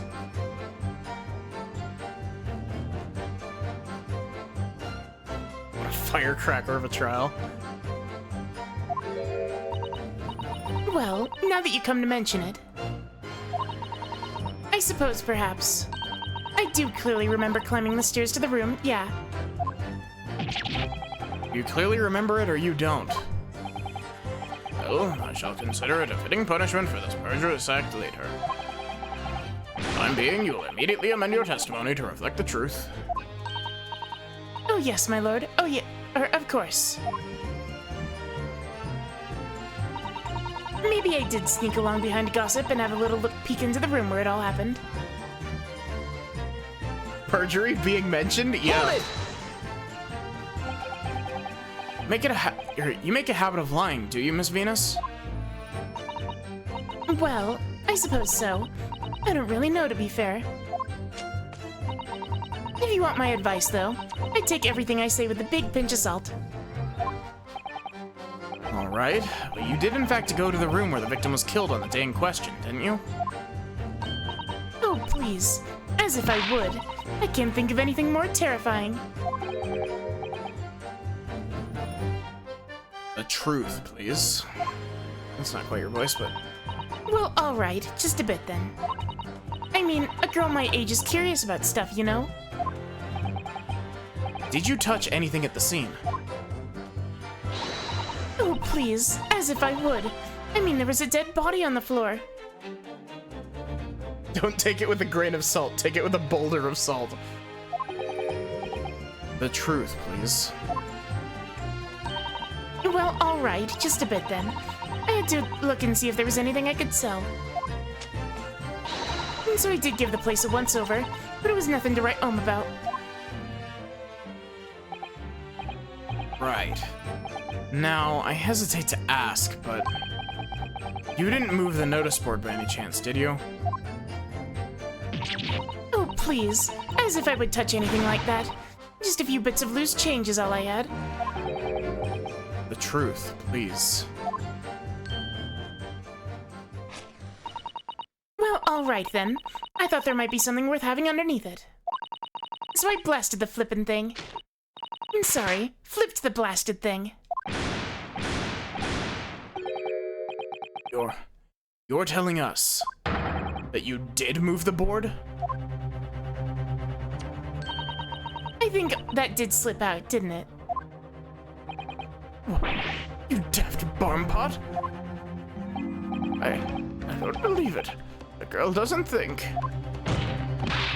So, did you find anything then? Something that you might have taken, perhaps, to sell? Oh, please. I should be so lucky. The truth, now. I might have found this old pocket watch under the notice board, I suppose.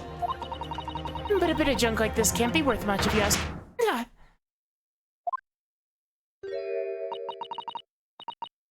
And so it was you, was it?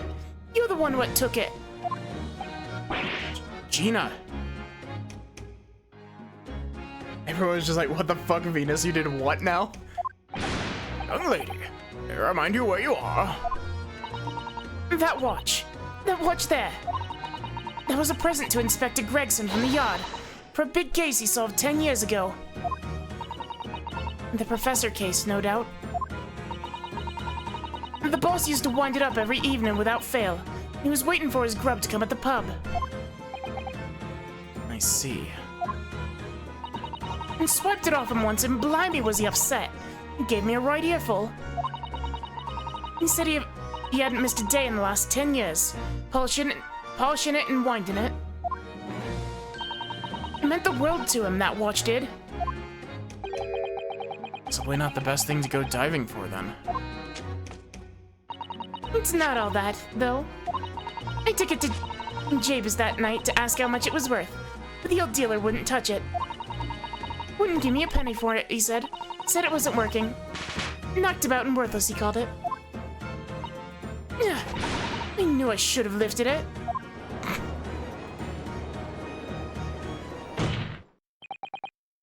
That watch must be submitted as evidence at once. Oh, please. Just so long as you promise to give it back when we're done. Not a chance. Swipe it from you if you try to get your grubby mitts on it again. That's enough. Hand the watch over to the bailiff forthwith. Now, children, watch your manners. Good lord. This appears to be broken. More than likely, it shattered when the inspector was shot.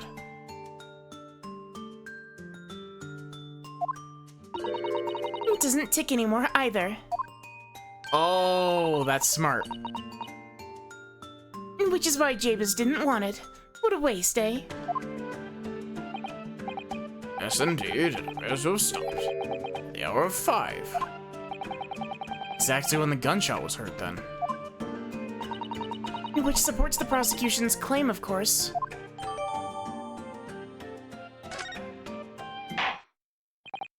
Well, it would appear that the mystery of the moving notice board has been solved at last. And as predicted, it had very little bearing on the case. Now then, continue with your cross-examination, please, counsel.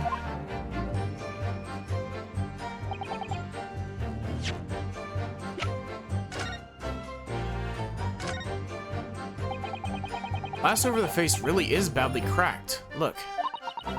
What a shame when the inspector looked after it so carefully. Imagine Mr. Sholmes could repair it, don't you? Yes, I should think so. He's very adept at things like this. Useful man to have around, in fact. But kindly remember that he's a great detective, Mr. Naruhodo, not an odd job man. The wind is broken on this.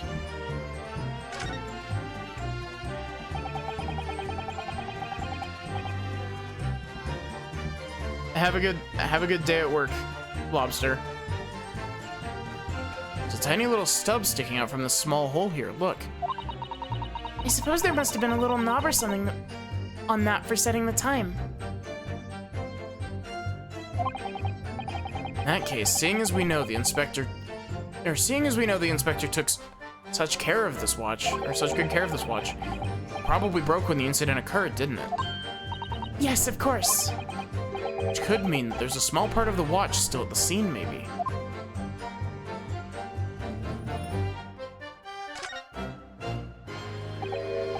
Ah, there's a tiny little keyhole here. You see?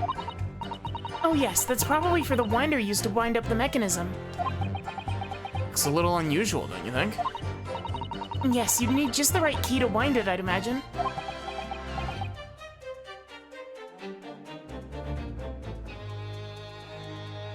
Isn't a nitpick, but name is probably pronounced like Jiro's. Huh. Why do I feel as though I've seen something? Something a bit like a key that's about the right size to fit into this hole. Oh, the little police officer doll. It would be wonderful if we had the key. Let's check carefully over what we've already found.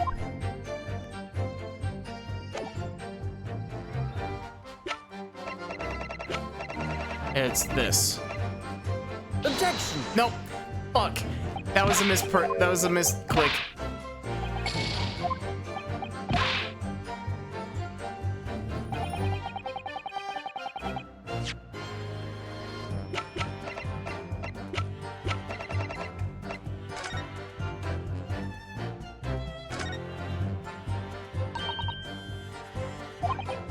Missed with the charming part, but yes, you're right. That part barely helped.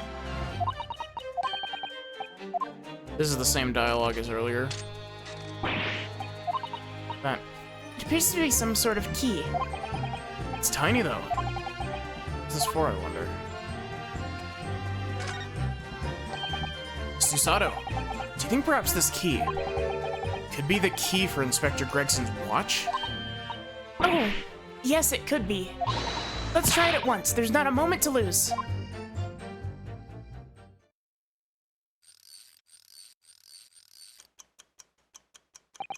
I knew it. Perfect fit. And look, the inspector's watch has started going again. Ah, so it's obviously just not been wound up, that's all. What is it, Miss Susato? Well, if the watch isn't actually broken after all, I have a feeling it could have profound implications. Deep in thought now. Perhaps I better start thinking deeply too.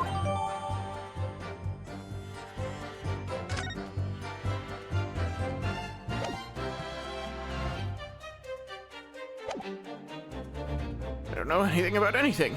I'm just a bystander, me. Just a sign at the crossroads of life. Hold it!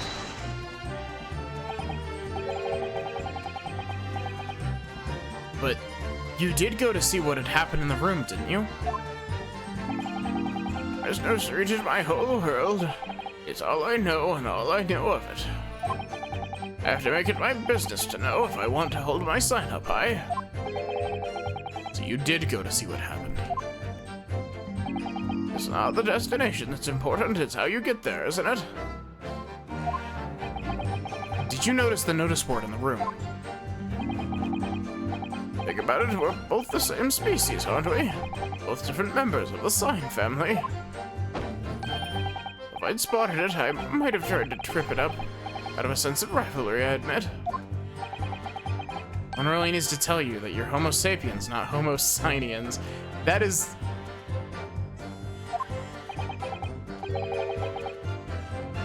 I mean that you didn't notice the board. I can only repeat what I said before. I don't know anything about anything. I'm just a bystander, me. Just a sign at the crossroads of life. In which case, who was responsible for moving the notice board?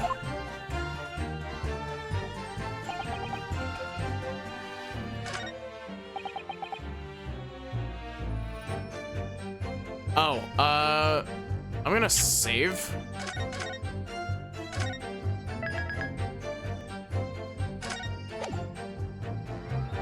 I'm gonna save Scum out of this if I, Objection! Cool. This is correct. I'm afraid that's not necessarily the case. Oh? At the scene, we found this key to the winder of the inspector's pocket watch. A key. Having wound the pocket watch, we discovered that it in fact still works. See, the watch didn't stop because it was broken at all. And that fact completely undermines one of the most fundamental premises on which this entire case has been built.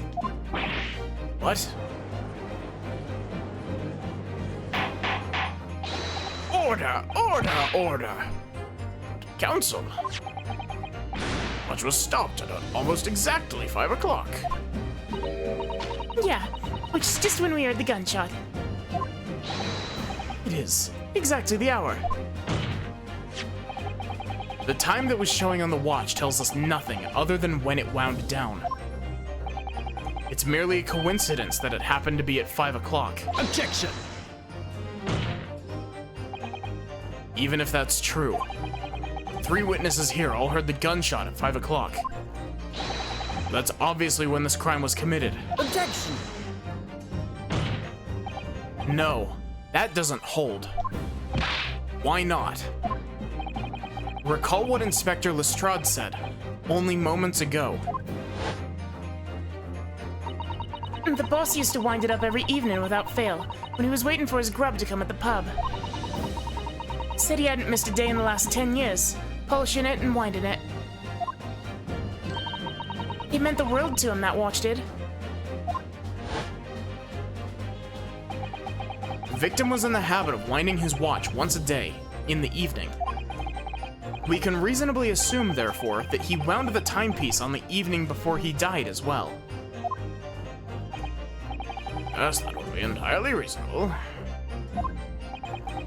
But if that's the case, you wouldn't expect the watch to have completely wound down by 5 o'clock the following day.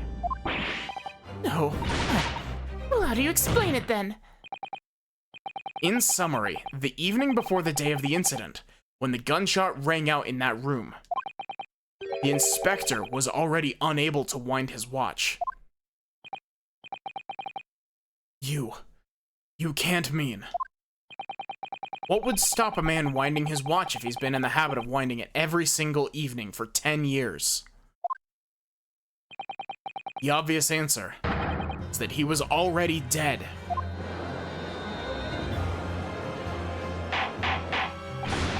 Order! Order! Counsel, it's a most extraordinary claim. Objection! Extraordinary isn't the word. It's absurd. You claim he was already dead the night before.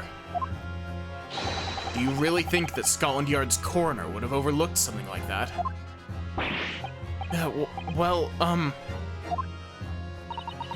On that subject, there is something rather surprising. There's actually an omission in the coroner's report. The time of death is not noted. Ah, that's right. Wait a minute. You're forgetting that my legs went from under me when I kicked the door in. What do you mean? Like I said, I planted my hand in a great puddle of blood, or in a dirty great puddle of blood. Yes, so the victim's blood hadn't dried. It's fresh.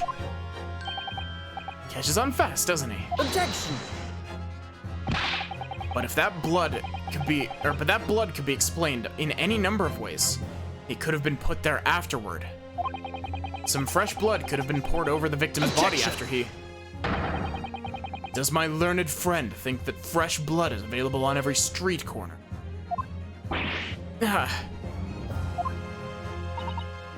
Well, it needn't necessarily have been human blood, of course. We've been told previously that Scotland Yard has no way to identify blood as human. Problem is currently being researched. At present, you are correct. Beyond our abilities. So then, So then, a chicken's blood could have been used, for example. Flashback to, the 5th case of Danganronpa.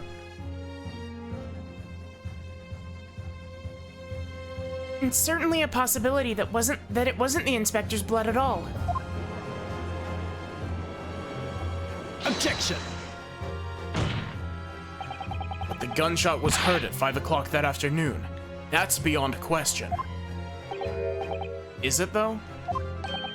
What?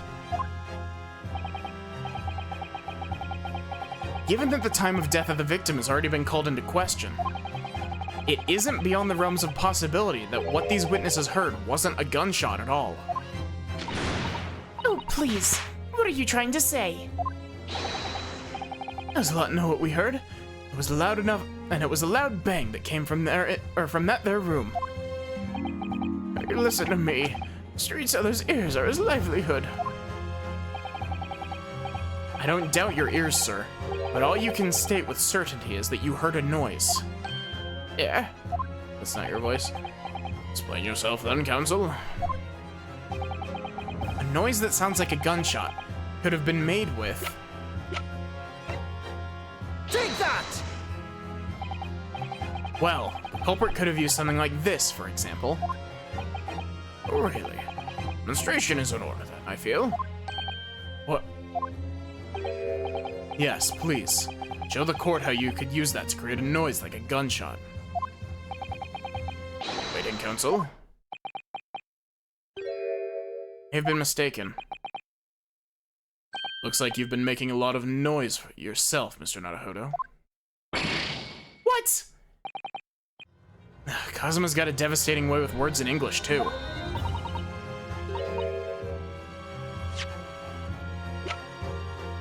It's gonna be that I haven't investigated it in the...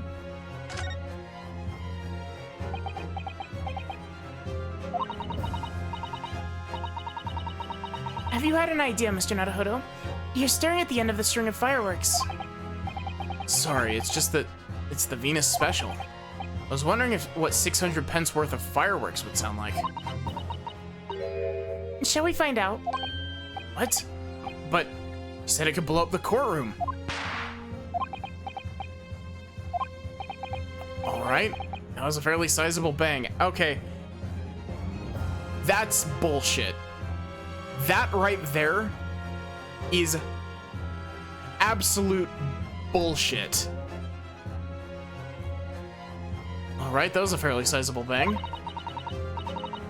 My ears are still ringing, Mr. Naruhodo. It sounded almost exactly like... Fuck off, game.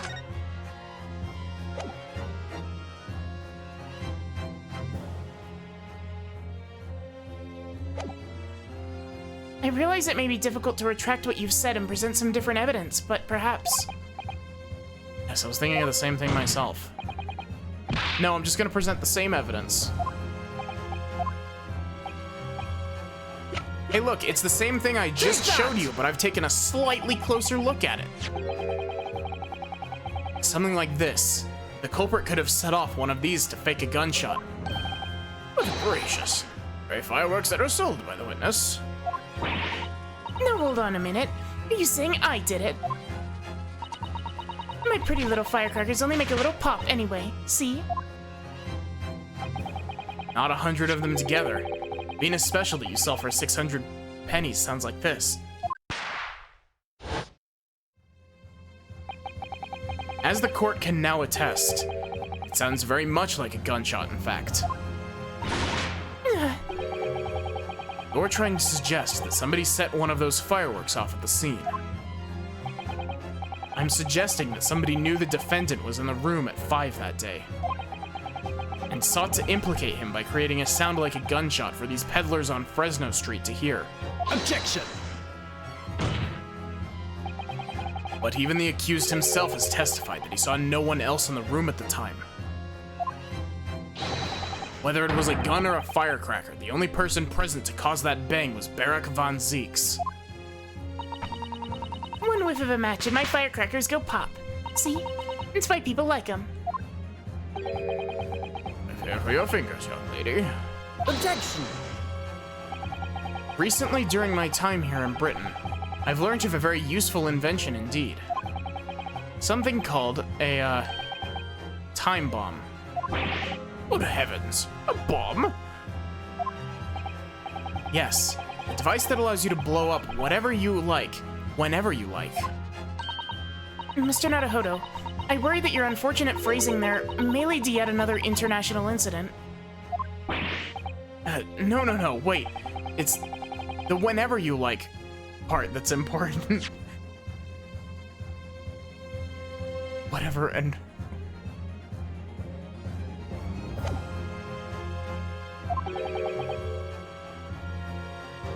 A timed device. Yes, exactly. A time device. Something of that nature could have been planted at the scene. A device that was able to produce the sound of a gunshot long after the culprit had left. Our extravagant claim will have to be substantiated with evidence, counsel. What proof do you have to suggest in any way that the time device was employed to create a gunshot sound?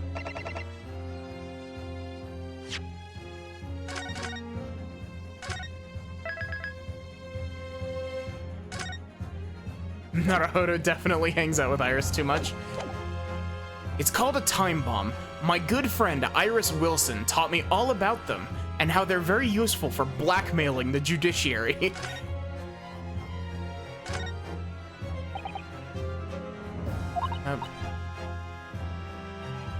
And when I asked about whether records are kept about who they're issued to, I was told that for the past 5 years they've been engraved with a unique serial number.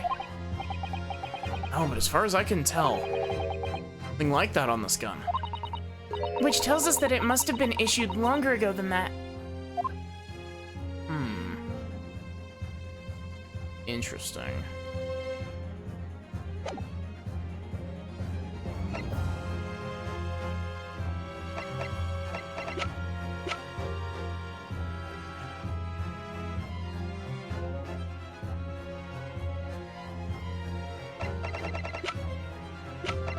It wasn't... Was it Gregson's watch?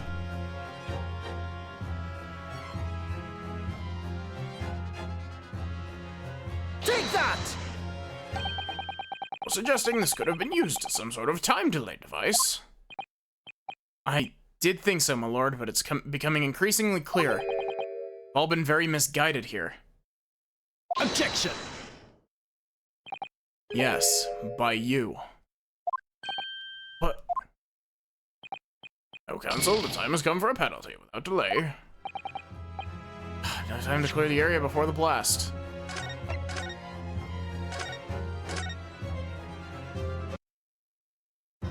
I swear if this is another instance of I have to investigate this stupid fucking watch again, If this is an instance of, oh, you need to investigate the thing like 3 times, I'm going to be mad.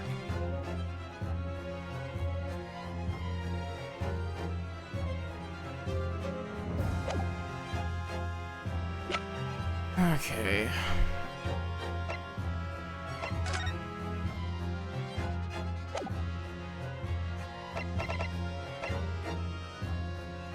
What proof do you have to suggest in any way that the time device was employed to create the gunshot sound?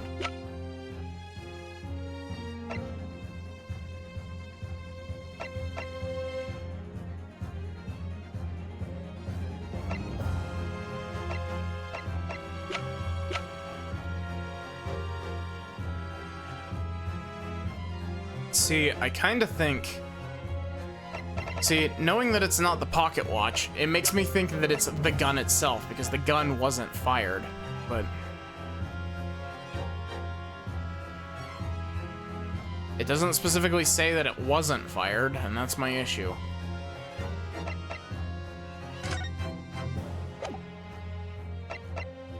Take that! Suggesting this could have been used as some sort of time delay device. Maybe the candles?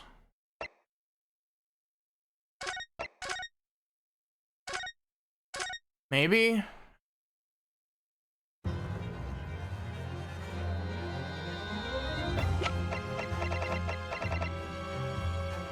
Take that!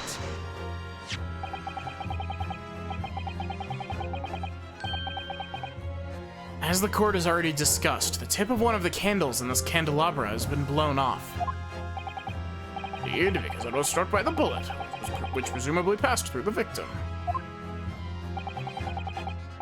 I don't think that's possible, my lord. Not possible. Why? Because of the scorching. There are gunpowder scorch marks clearly visible on the broken candle. Okay, that's fair. Huh? Goodness, yes. But is it not the case? There was also scorching on the victim around the bullet entry wound. That's right, there was. But as we heard earlier, scorching like that only occurs when the target is at a very close range, a matter of centimeters from a gun. Ah! Which means that the scorching on the candle can't possibly be the result of a gunshot. You're suggesting it came from the fireworks. Can that be, eh? The fact that there's such visible scorching on the candle suggests that the fireworks must have been right next to it when they exploded. Or to put it another way, the candle and firecrackers were joined together. The culprit somehow attached the firecrackers to a point partway down the candle. And after the killer had left the scene, the candle slowly burnt down along with the other two. Until eventually it ignited the fuse and the firecrackers generating a loud...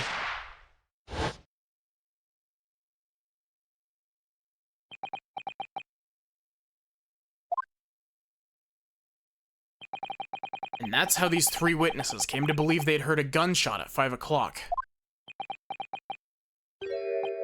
Well, a plot. This implies that the victim could have died earlier than we'd been led to believe. Yes, day even. No. Just hold your horses. All of us lot here saw the victim going into the building, remember? I couldn't forget that flame-colored hair, even if I wanted to. The person you saw entering the building wasn't the victim at all. Consider this. Obviously, anybody can wear a wig. It's the person that these witnesses saw entering the building 15 minutes before the incident occurred. Could easily have been someone else entirely wearing the red hairpiece. Someone else? You mean to say? It was the same person who contrived the firecracker trick. In other words, Inspector Gregson's killer.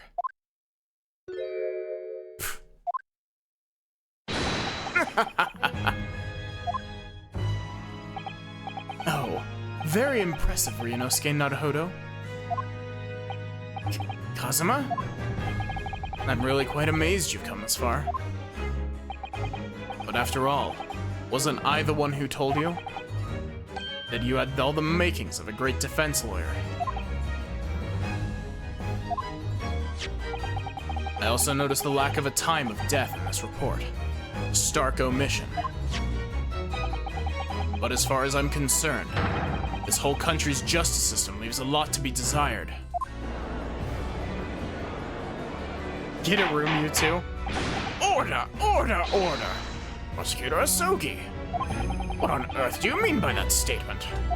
I hear that many of the leading members of Britain's judiciary are present to observe this trial today.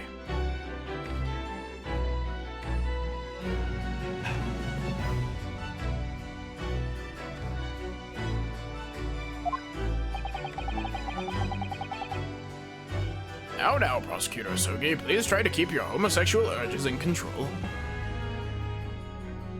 Your Excellency, I will not. I'm going to kiss Ryunosuke Naruhodo right here in this very courtroom. And there's nothing you can do about it. So we cannot allow even the slightest doubt to be overlooked. The defense's assertion about the time of death based on the victim's stopwatch is just conjecture. But, while the possibility exists that my learned friend may be correct, you have a duty to explore it. Well, certainly. I would agree with you. What immediately comes to mind is, of course, what was Inspector Gregson doing, and where did he go on the day before the incident? Do you know? The inspector always carried out his investigative work alone. His movements were treated as confidential within Scotland Yard. But within the Yard? However, considering the evidence we've been presented with so far, I'd say it's fairly apparent what case the man was pursuing. Wouldn't you, my learned friend? I do have a feeling about what case he might have been investigating. Yes, I agree. Surely. My lord, the defense believes it can explain to the court the case that was being investigated by Inspector Gregson at the time of his death. Very well, counsel, and your argument to the court. Don't mind me yawning, I'm just getting very tired of this. Getting very tired of your back and forth, you two. Please cut to the chase. I'll have other things to be doing. I have a wife and family to go home to.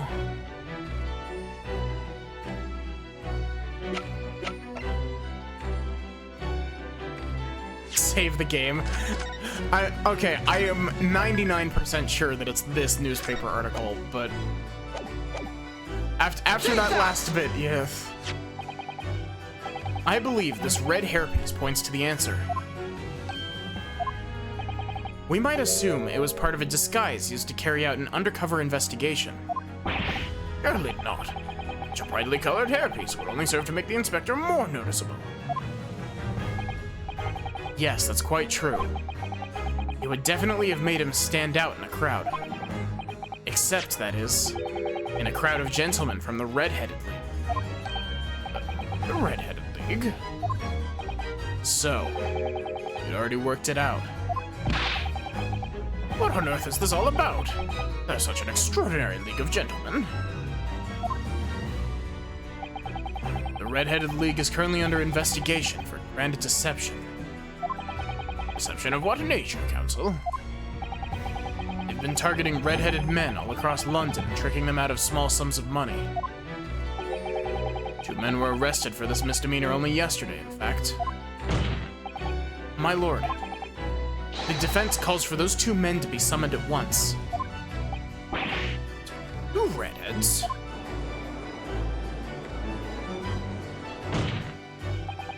Inspector Gregson clearly infiltrated the Red-Headed League using this hairpiece. So it's very likely that he had direct contact with these criminals. and it's quite possible that such contact led to more serious events.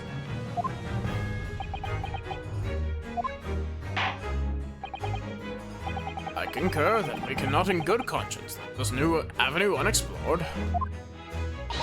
Well done, Mr. Nadahodo. Well, it's another possible line of inquiry for us, at least. The prosecution will make immediate arrangements for the charged men to appear. Bring these two red-headed lead conspirators before me, Prosecutor Asoki. At once, my lord. Very good, we'll have a 30-minute recess. Court is adjourned.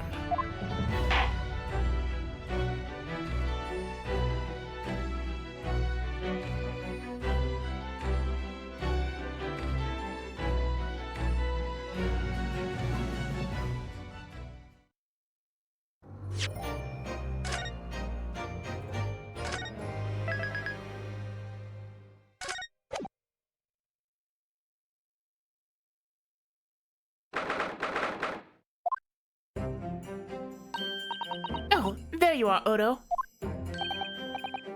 To be continued right now. What kept you, my dear fellow? Hello, Mr. Sholmes. Gina? You sure about what you said in there? That the boss, you know, actually died the day before? It's pretty hard to swallow.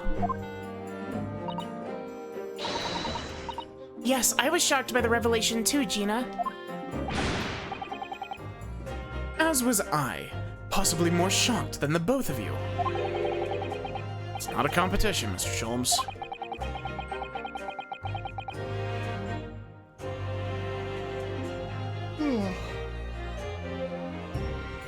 Gosh. You ever just get hit by that, like, random, like, you're tired now. I was more shocked than all of you put together. This is the autopsy report in question, is it? Yes, it's strange that there's no time of death noted. I suppose there's a simple explanation. Perhaps it was a deliberate omission. Oh dear. If it was deliberate, it puts me in mind of the last case we worked on and Dr. Scythe. No. Anyway, it seems that on the day before Lord Van Zeeks discovered his body, Inspector Gregson was investigating the red-headed leak. So perhaps something happened with them.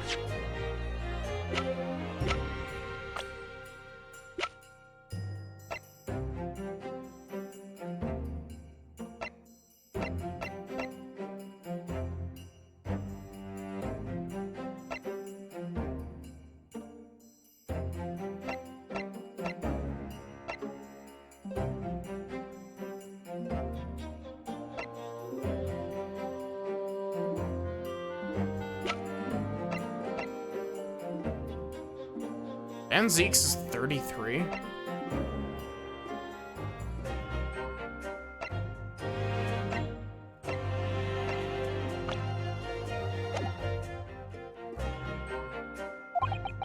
Come to think of it, you had trouble with those League men too, didn't you, Mr. Sholmes? You were taken in by their trick. No, no, no. Naturally, I wasn't taken in, as you put it. My sleuthhound interest was, sleuthhound interest was merely piqued slightly by the rare scent of a weekly £4 income. That scent masked the underlying scent of deception, I suppose. The two criminals in question are the pair we saw being arrested yesterday, aren't they? In Mr. Sholmes' suite, I mean. That's right, Suze. It was me what took him in. Thanks to the tip-off by a good law-abiding citizen. Indeed, yours truly. It's going to be that pair in the witness stand next, is it?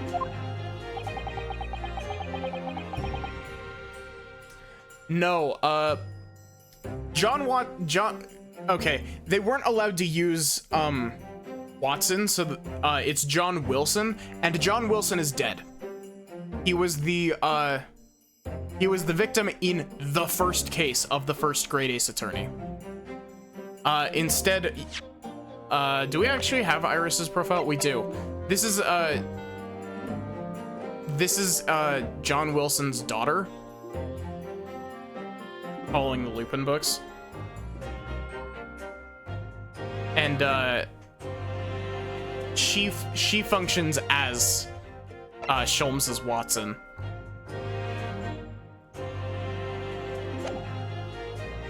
Something doesn't quite make sense to me, though. The day before Inspector Gregson was found, you hadn't had trouble with the Red-Headed League yet, had you? Why would the inspector have been investigating them? Well, the likely explanation would be that Gregson's own sleuthhound interest was piqued by the rare scent of a weekly 4-pound income. Don't tar him with the same brush as you, Sholmes. Yes, well, there's the whole issue of Inspector Gregson being investigated by Lord Van Zeeks for some reason. The Reaper, the Red-Headed League, Inspector Gregson, Lord Van Zeeks. Kazuma.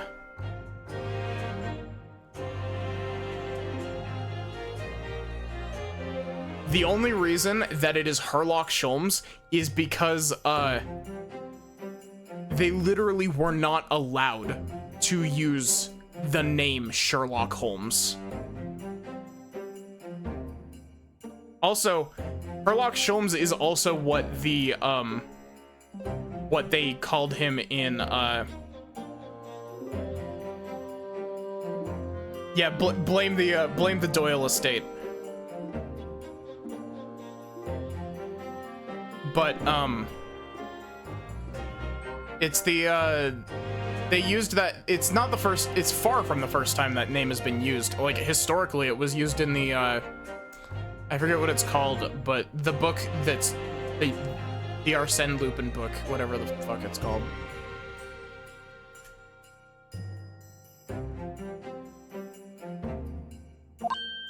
Japanese name is still Sherlock Holmes.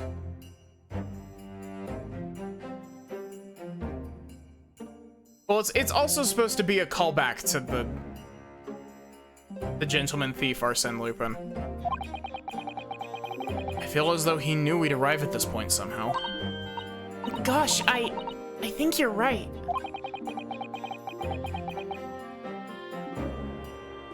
What's he really trying to achieve here today? It's also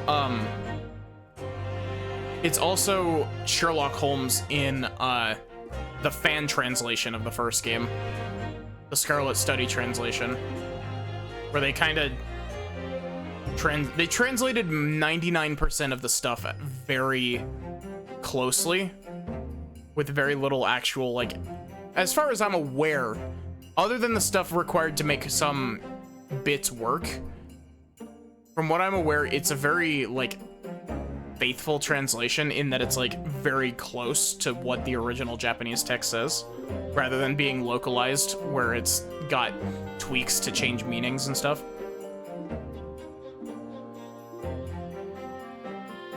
What's he really trying to achieve here today? All the answers will soon be revealed. Observe the time, my dear fellow.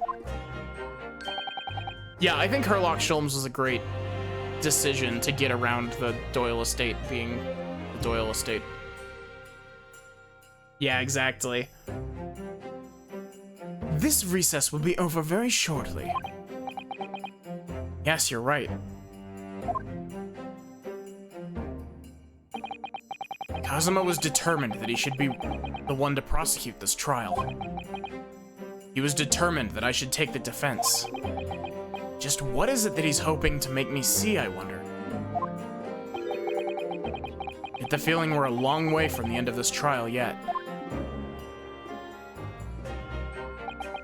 Are you ready then, Miss Susato? Yes.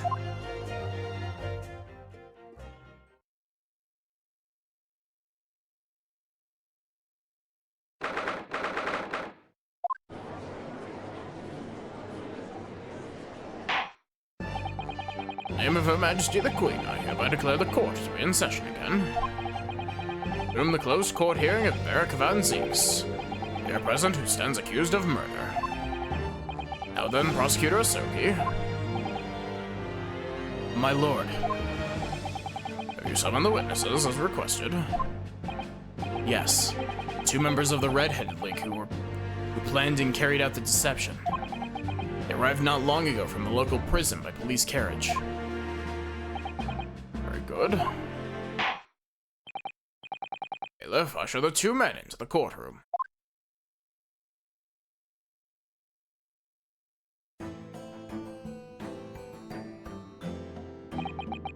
These two men are currently being held by the police on suspicion of attempted extortion. You may omit your occupations, but state your names now for the court. I am Fabian de Roselle. Bailiff, whack their peepees. A descendant of the great Rousseau family from Nice in France. And my name is Peppino de Rossi. I'm the third son of the great Familia de Rossi, the landowners from Napoli. Two men first became acquainted at a boarding school for European nobility. Those who graduate from Temzik are the future leaders of Europe. Is that the name of a real school, or is that a Ghost Trick reference?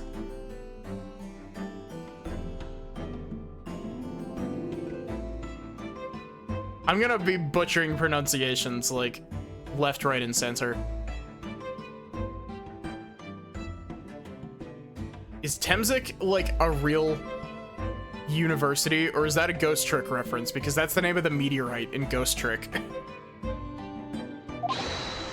But do you have any idea how boring it is to be born with noble blood?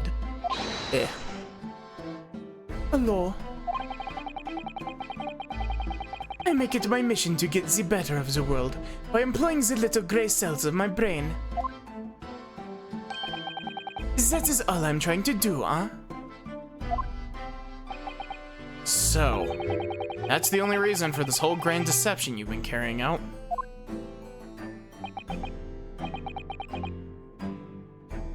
Oui, you could say that. Not bad, eh? He has the grand ideas, but the petty plans. A strange combination is the charm of the How do you even pronounce this? Heralius? Oh, hilarious. Fucking Ace Attorney names. I love them so much, but it hurts.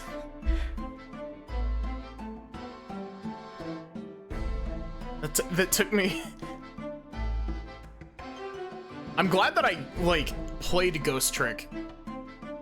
Gosh, Ghost Trick was such a good game.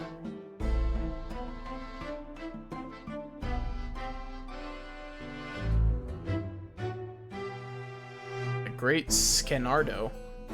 How are you doing? Welcome in.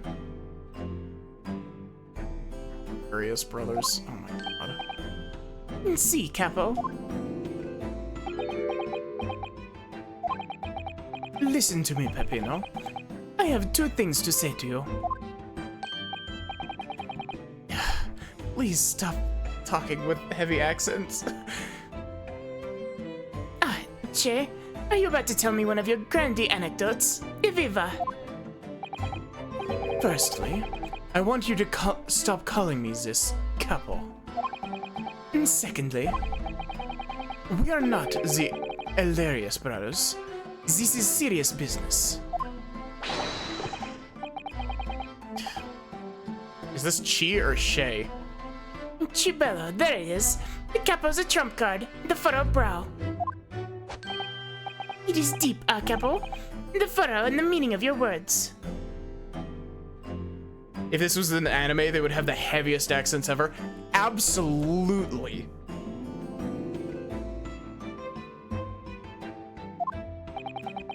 Court has been led to believe that under the banner of the Red-Headed League, you've conspired to swindle money from unsuspecting members of the public. Is this true? Oui.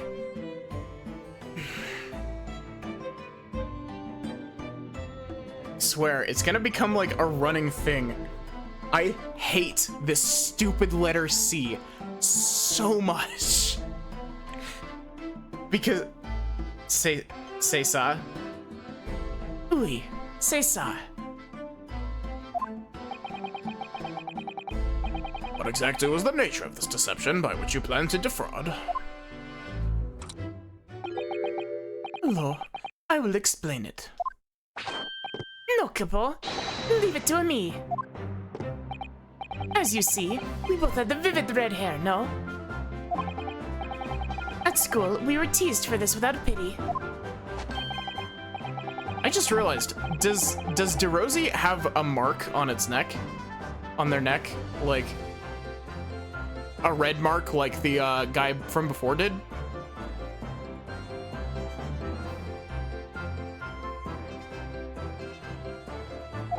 Oh, whoops. The Capo here. He was many times behind the schoolhouse, crying like the Trevi fountain. Ay, those dogs. One day, the world will respect us redheads. Every night he would bury his head in a pillow and wait for the... C'est bien, Peppino. Enough. I will explain the rest. The first step was the newspaper advertisement. When in doubt, just completely butcher it.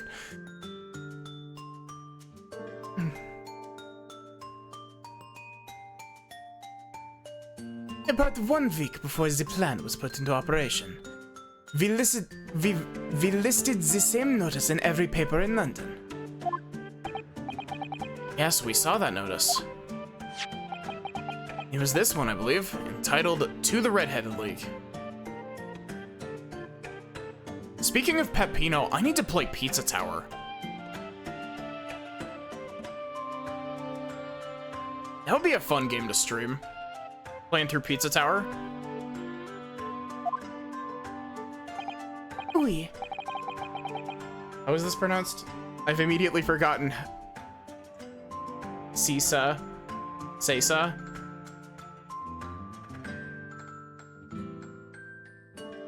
Oui, c'est ça. I'm honored that you have seen it.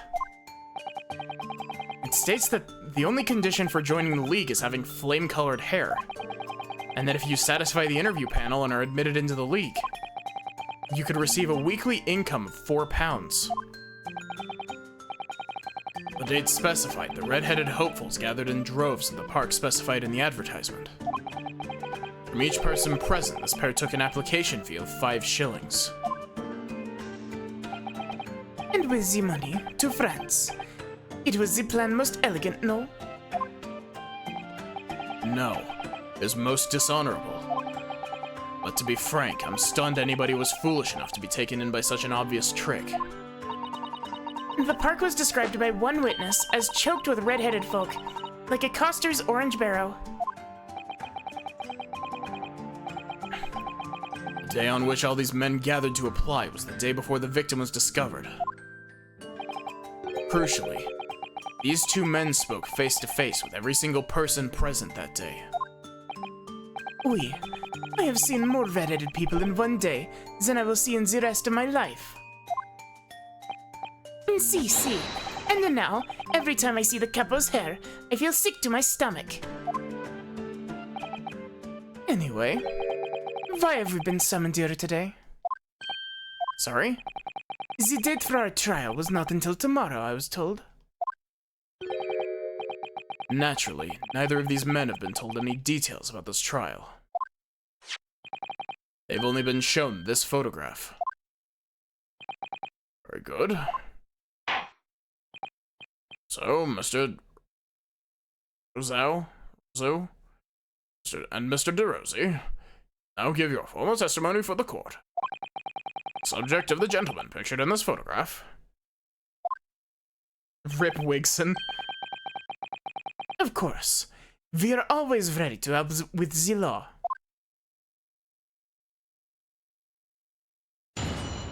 Rousseau or Rosso? Oh, that makes sense. I could see it. We had more than 1,000 red-headed people assemble in the park on Lime Street that day. But I don't recall the man in this photograph. Aye, Capo? No, I do not remember him. Obviously, he is dead now, but I assure you it was not in the park. Laura, this victim has nothing to do with us. Russo is right. You have a lot to answer for, Peppino. If it's your... it is your fault that we got caught up... yeah. It is your fault that we got caught in the first place.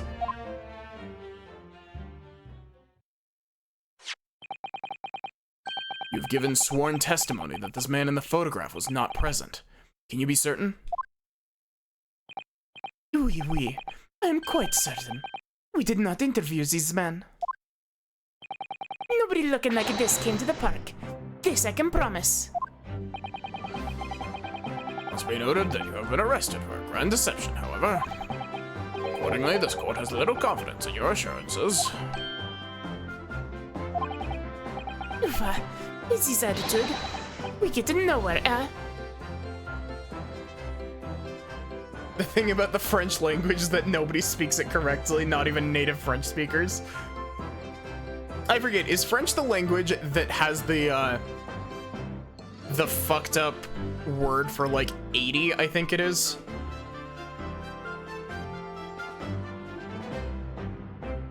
Because like 80 is like 4 20s instead of having a word for 80. 4 20s, yep.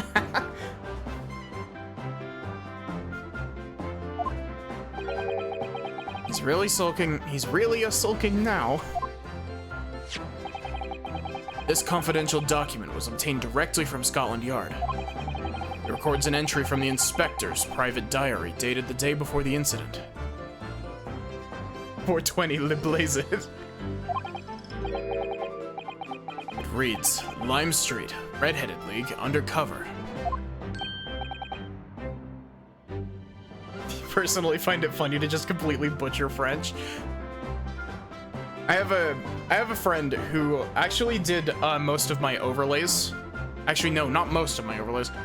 She did all of my overlays.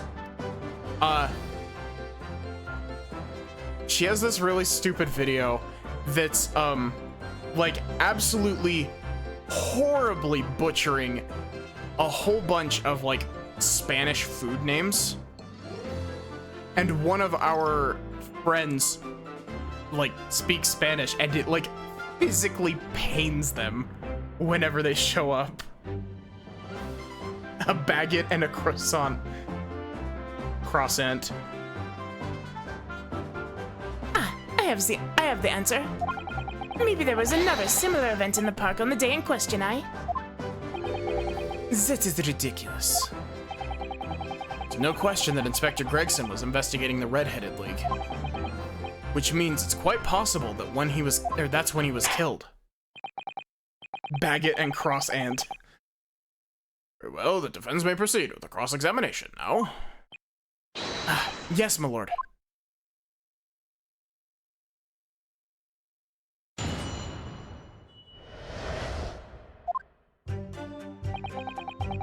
We had more than 1,000 red-headed people assembled in the park on Lime Street that day. Hold it! 1,000 people? It's a very big crowd. It was quite a spectacle. The redheads had come from all over the capital. See, the couple here. Here's the magnetismo animale. Nobody else could attract so many people. If I could be born again, I would be the couple.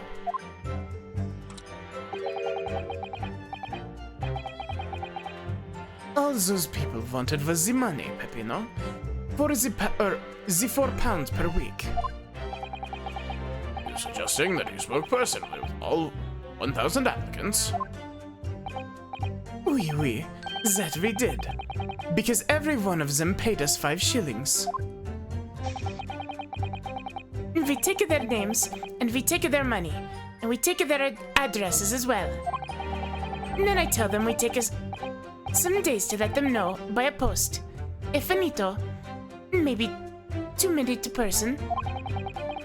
We start early in the morning, and we stop late in the night. So, you weren't 5,000 shillings in one day? That's a small fortune. I'd have thought there were 1,000 such gullible redheads in London to start with. One of whom was a great detective with chemically altered hair.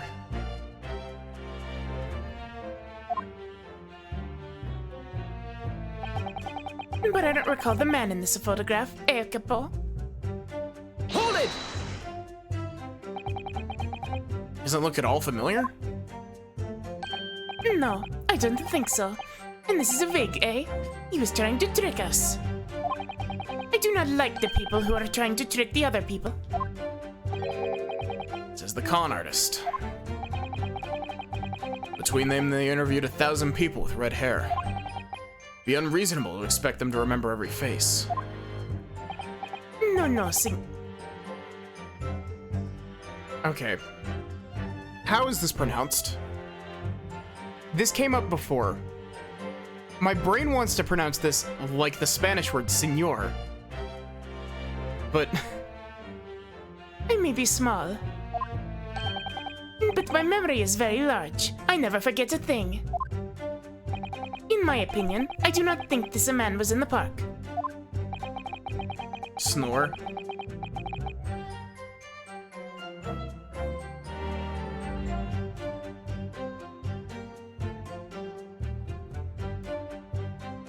So it's Signor, but it's with an E at the end, so Signore? Signore? He's not going to give the court a definite, it seems. Capo, you didn't see a man like this, huh? No, I don't remember him. And obviously he's dead now, but I assure you he was not in the park. Hold it! But according to what you've said, you spoke with 1,000 or more people that day. Oui, that's true. My eyes were burning by the end of the day. Surely then you can't actually remember every single face. How are you so certain? This particular man wasn't present. Normally the red hair is very distinctive, eh? But not when you have 1,000 redheads crowding around. Then it's just an eyesore. But if there was some other information you could give us, maybe then we could recall. Italian and Spanish have one thing in common. They're both Romance languages, so they have a lot of similarities.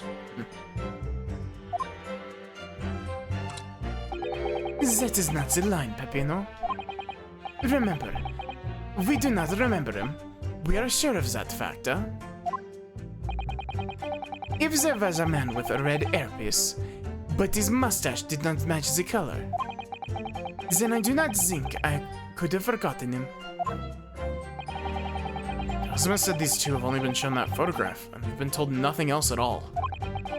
What if I fed them just one other detail about the victim? For example,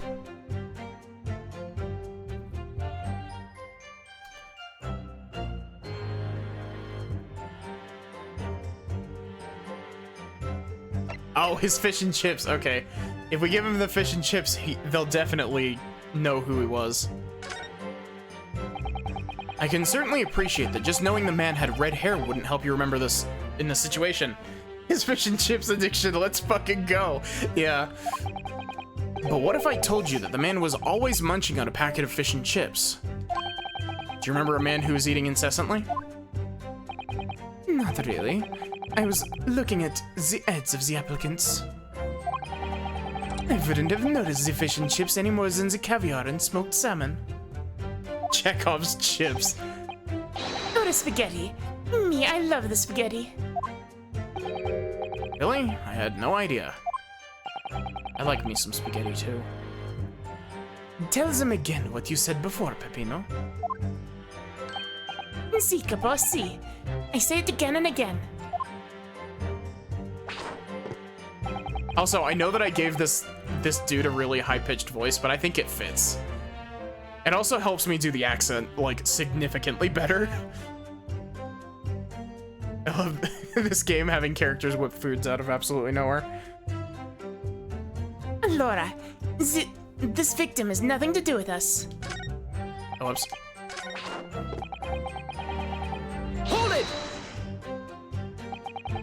we only have your word for that. See, but what else can we do, huh? True. Oofa, we are not having much fun these days. First we are arrested, then we're shown the horrible picture of a dead man. And now you question every single thing we say. We are the victims here. Aye, couple. No, you were caught carrying out a plot to swindle hundreds of innocent people. You had to bring that up, eh? It's not fair. Aye, couple.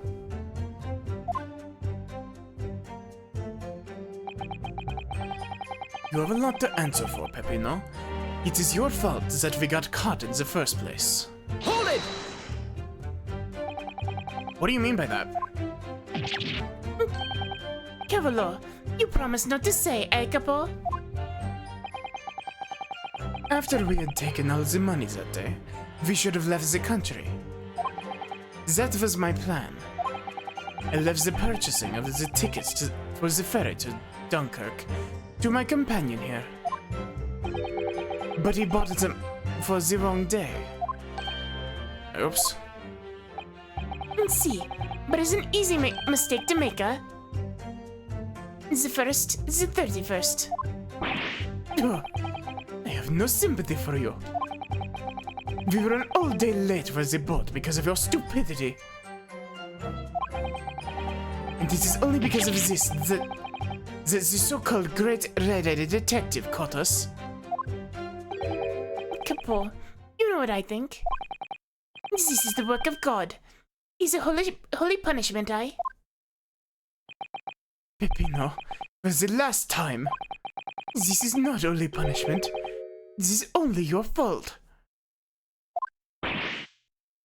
Ah. Don't blame God for your unholy mistakes. You are making me sick with anger. Maybe I make a mistake, huh? But when it is time to eat the pasta, no one is faster. And I've seen the evidence. That came out closer to Kazuma's voice than Ryunosuke's voice. Whoops. Haven't told us much we didn't already know.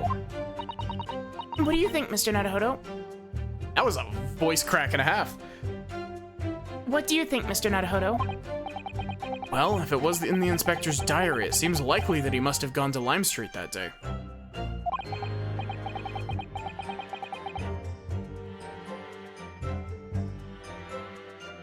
And yet these two both claim they didn't see him. Is he the pasta master? I have to say, they don't appear to be telling lies. Well, they are experts in deception, don't forget. Sounding plausible is their specialty. They might be lying simply to avoid being implicated in this case as well. And surely if they were truly experts in deception, they wouldn't have been caught. Well, yes, you do have a point there. Seems to me like we need more information. Definitely.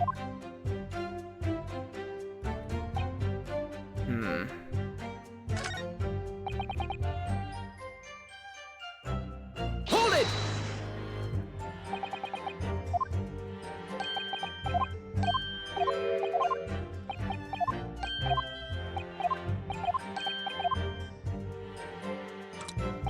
Hold it! Which statement was it that gave me the option to prompt him with more stuff?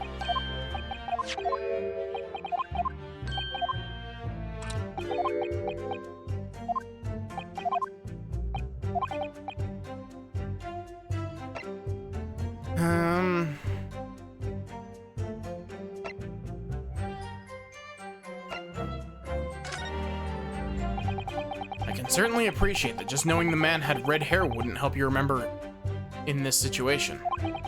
What if I told you that the man in the red hairpiece was actually a detective? The man in the photograph, a detective. Yes. It would appear he found your notice in the paper suspicious. Decided to investigate incognito. I'm sorry, but this changes nothing. Excuse me. Something to add, Mr. DeRossi? I chose his profession.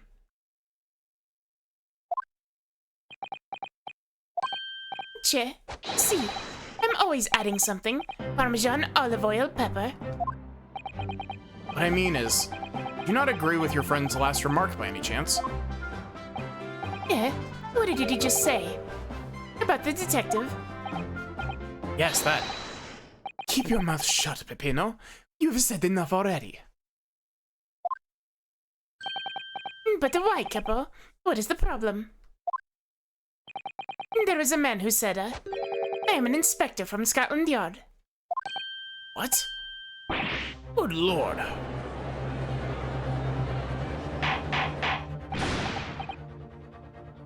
Order, order, order. Explain this bold face in your testimony, yes? It's simple. A man who was at the park said it to us. There was no such man. My die.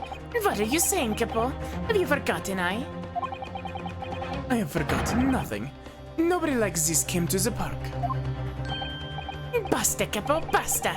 You beat me at many things, but not two. Memory and the meals. Like I said, when it's time to eat the pasta, no one is a pasta. But you are inferior to me in every other way, so shut up. Objection!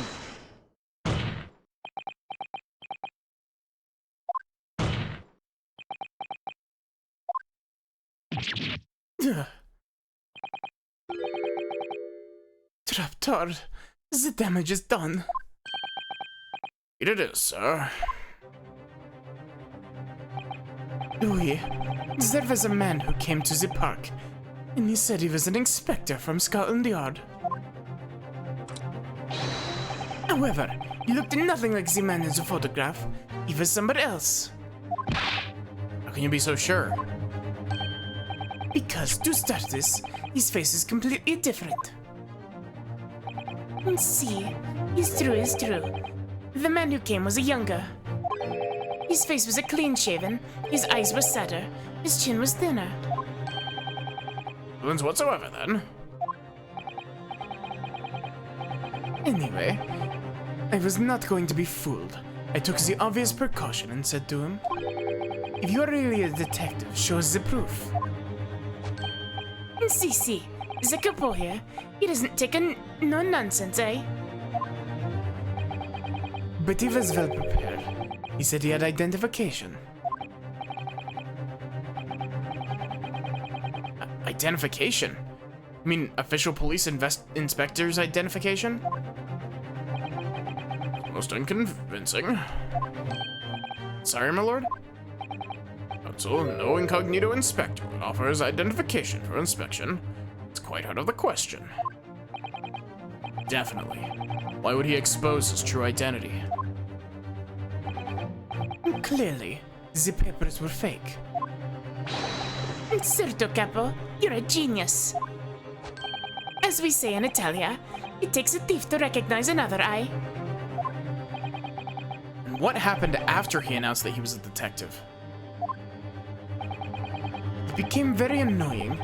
He said you're under investigation. And so I took his papers from him and chased him out of the park. It was fantastico. And look, here is the identification. So you stole it from the man. He had it coming. He made us very scared. But he was not who he said he was.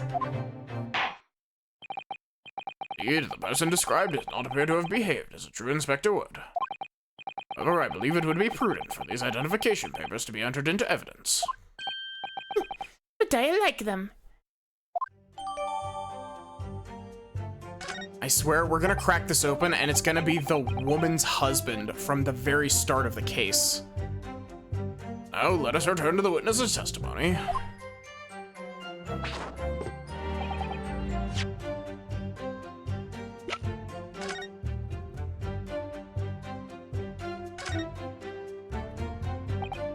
Well, I suppose we should see what this inspector's identification looks like inside.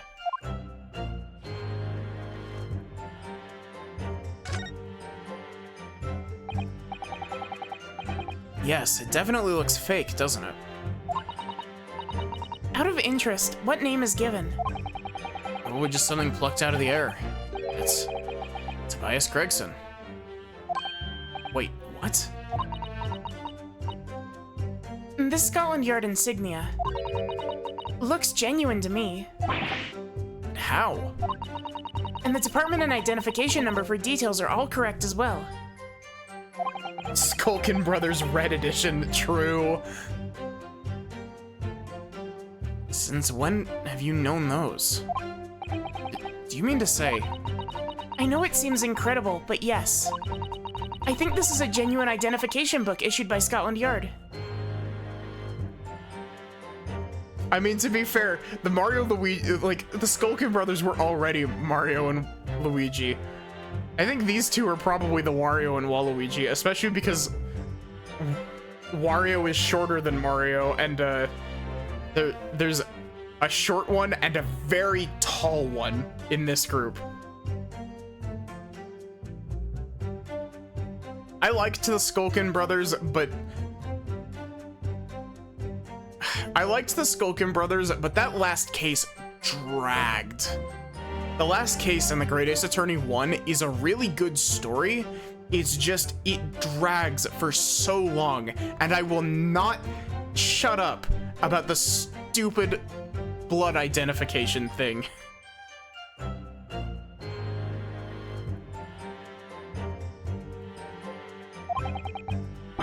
The blood identification thing in that last case, like, it's easily the worst, like, instance of the prosecution being able to pull something out of their ass. And then, like, they shoot you down for the same thing and then pull the exact same thing out of their ass, and they're like, no, it's fine because I'm doing it. But that's unbelievable. This is the real thing after all.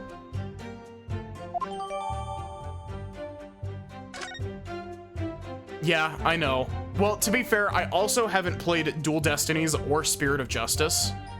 And I also haven't played the investigation games. And I've heard that the last case of the Investigations 1 gets really bullshit with some of its stuff.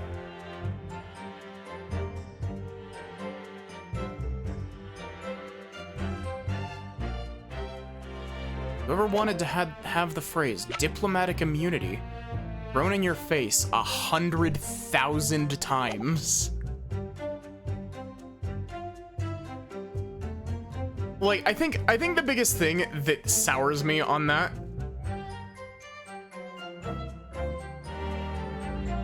I'm looking forward to streaming the investigation games. I've heard that Investigations 2 tightens up some of the pacing problems, but that 1 is really slow.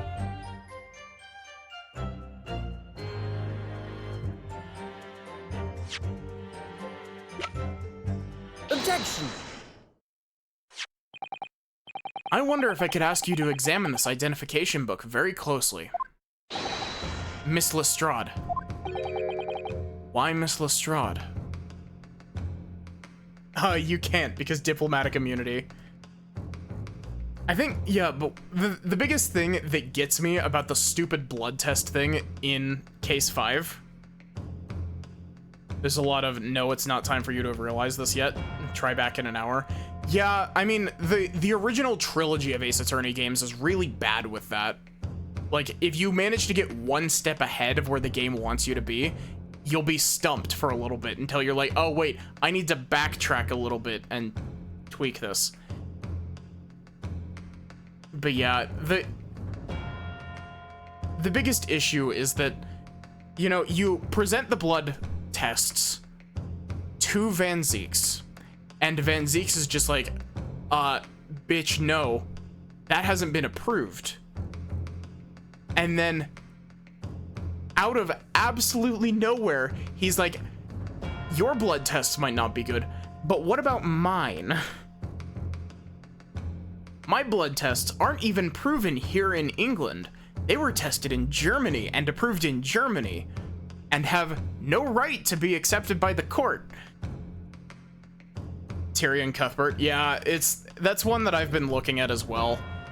I've got a lot of visual novels I want to stream, including I'm thinking that on the anniversary of me streaming it, I think I'm going to stream through Valhalla again, because like I really want to play through Valhalla again. It's a fantastic game.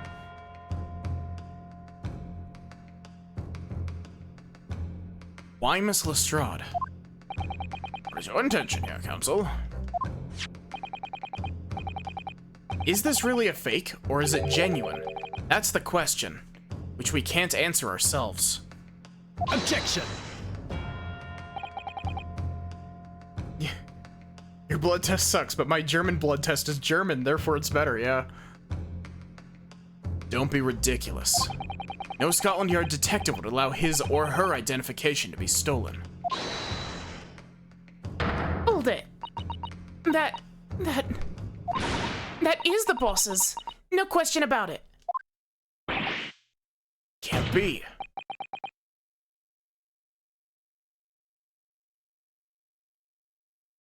As I suspected. The undercover detective who attended the Red-Headed League's enrollment on the day in question was the real Inspector Gregson, carrying out an incognito investigation. Zulu. Benzeeks is great. Order! Order! But if the boss had his identification stolen, he would have reported it straight away.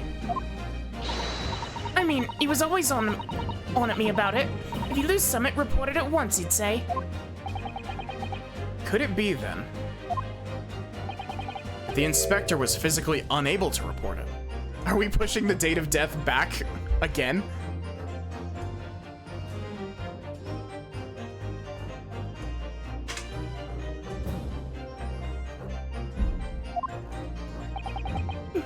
Physically, what are you saying?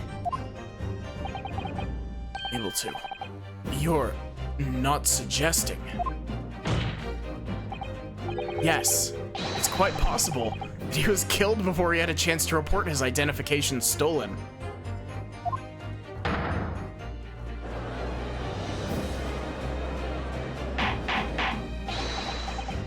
Order! Order! Order! Defense posits that the victim was killed the day before his body was discovered at a different location. Do you two have anything to say about that?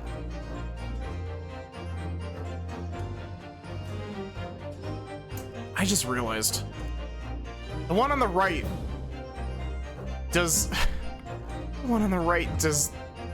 a very similar pose to the Mario jump. I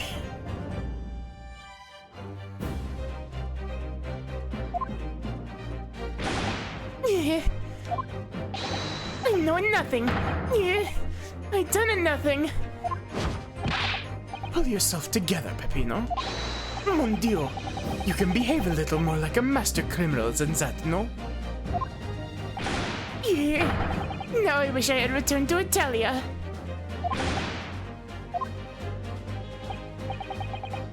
Stop crying, Peppino, please. Otherwise, Lume, stop your whining and start talking. Well, I believe the court will need to hear your story. Considerably good. I know nothing.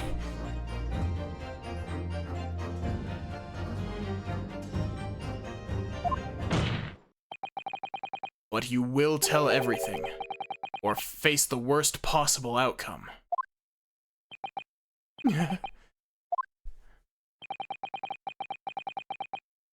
These guys are such weenies.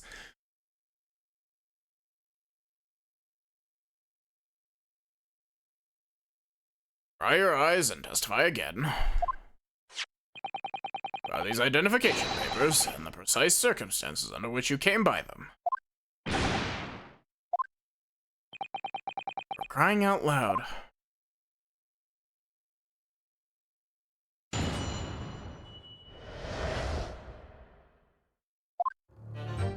The truth is, we took him prisoner and kept him for the night at our secret hideout. Even though I didn't think he was a real detective, I was too scared to let him go that day, just in case. We took the man's identification from him and shut him in the room next to ours. There might have been a little tussle, but we did him no harm, and the next morning we let him go. He spent the night in a nice room. It was nothing like a prison, really. That cry at the end was just like a noise that came out. It wasn't me attempting that. Outrageous! You imprisoned the man. But no, see, no. It was not like a prison. He was very comfortable and calm and happy. Aye, Capo? It was never part of my plan. I swear it. So, you think it was my fault, aye? Just because I got the date of the ferry wrong, by one little a day. I do not think it was your fault, Peppino. I know it. No. Por favor, Capo. It is not fair. Plenty of time for squabbling back at the prison, gentlemen. I don't believe this. How could you have been a real detective? That's why the defense proceeded with the cross-examination. So on the day before the incident, Gregson spent the night confined in this pair's hideout.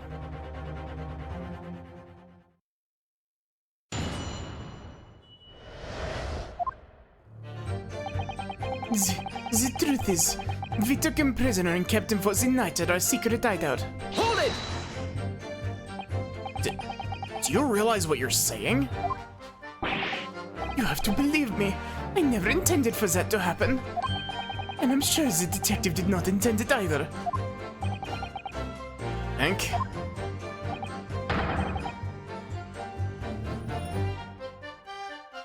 But there was nothing else I could do.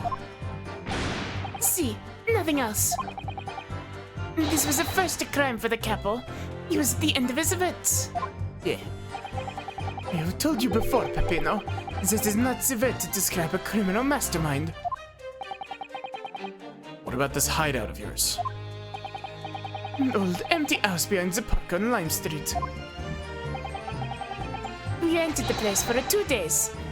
It was an inspired idea by the Capo here. Impulsive idea, I would say. No, not impulsive. Inspired, aye, Capo? What am I supposed to say to that, Peppino? And it was in the house described that you confined Inspector Gregson, was it? Oui. But you have to remember, I was under the impression that he was a pretender, not a real inspector. That doesn't quite add up, though. If you didn't think the man was a real inspector, there would have been no reason to take him prisoner, would there? No, you are right. But we couldn't be completely certain. Even though I didn't think he was a real detective, I was too scared to let him go that day, just in case. Hold it! Too scared? Why? Because why had he come to the park? We didn't know. There was a chance that he had seen through my plan. And if that was the case, he would go straight to the police station and blow the whistle on us. But even if he was just feigning to be an inspector, he was up to no good, without a doubt, I think most people would agree that it's you two who are up to no good. Well, see, you may be right. Aye, Capo. I feel like the one on the right is their voice slipping further and further up. The point is, we were not able to escape from England immediately. That is why we had no choice but to take the man prisoner. What I don't understand is why the inspector felt the need to show you his identification in the first place. Thank you for the hydrate, Nautilus.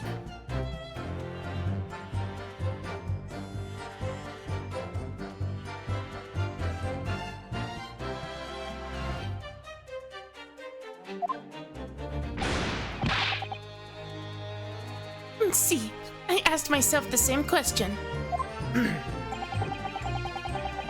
For the love of God, DeRossi, stop saying Ikapo. We are writing down the names and the addresses of all the people who we took 5 shillings from that day. I have forgotten the name, he said, but the address, it startled me. See, address, Scotland Yard, Homicide Division, he said. What? Probably didn't like your face, Peppino. Anyway, I was not rude, I just politely asked him why he had said it. And that's when he started to say he was an inspector. Not long afterwards, he took out his identification. What was Inspector Gregson playing at? Tell the court what happened next. You took him back to your hideout, you say? See, we did that. We took the man's identification from him and shut him in the room next to ours. Hold it!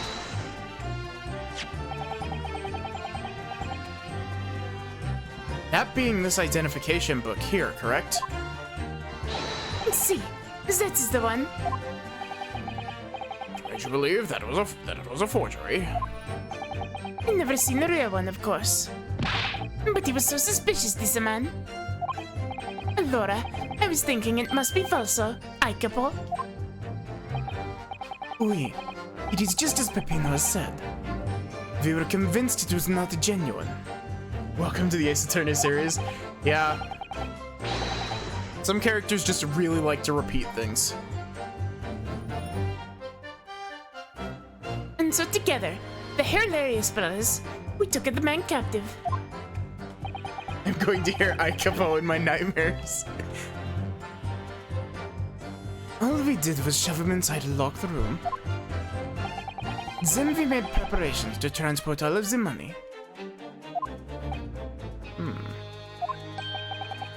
In for a penny, in for a pound. There might have been a little tussle, but we did him no harm, and the next morning we let him go. Hold it! What do you mean by a little tussle exactly? It was nothing, just a minor incident. The falso inspector, he was a real piece of the work, I capo. What happened? Uffa, it was a disaster. We gave him a nice room, and what does he do, huh? In the middle of the night, he tries to escape through the ventilator. Blame him? It's like a Pokemon call. True. Gosh, I want to play some Pokemon. Maybe after Great Ace Attorney 2, we'll play some Pokemon. Either that, or maybe we'll play Kingdom Hearts. Because I want to play through Recoded so we can get to Dream Drop Distance. And then 3 after that. We chased him, bien sûr, and we caught him again. Can you blame us?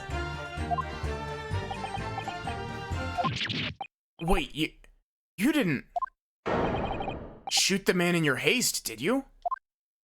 Who do you think we are? Of course not. I simply caught hold of him again and took him back to the room. Excuse me. Kingdom Hearts is kind of the visual novel of RPGs.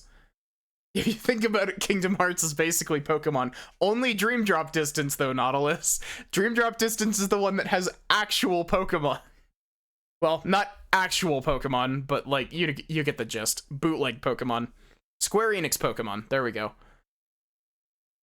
Except not Dragon Quest Pokemon. Mr. DeRossi, is something wrong? I? Me? Legally distinct Pokemon, yeah, exactly. Something Mr. DeRossi Rosso just said seemed to make you, well, seemed to make you act even more strangely than usual. What was that all about? Volo. At times like that, you don't want to have a capo after you, believe me. And I speak from a personal experience. Personal experience? I hope I'm doing at least a decent job with, Peppino. That is enough, Peppino. There is no need to say more. The truth is, the night before we put the Red-Headed League plan into action, I was scared. It was not fair to the capo, but I tried to run away. It's a shame you didn't manage it.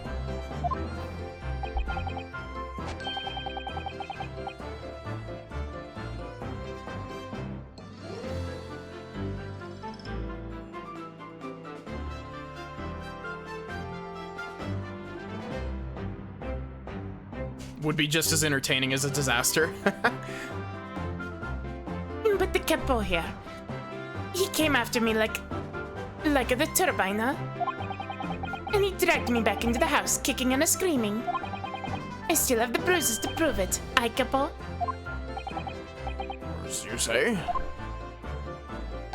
Yeah, there we go. Oh, you want to see, huh?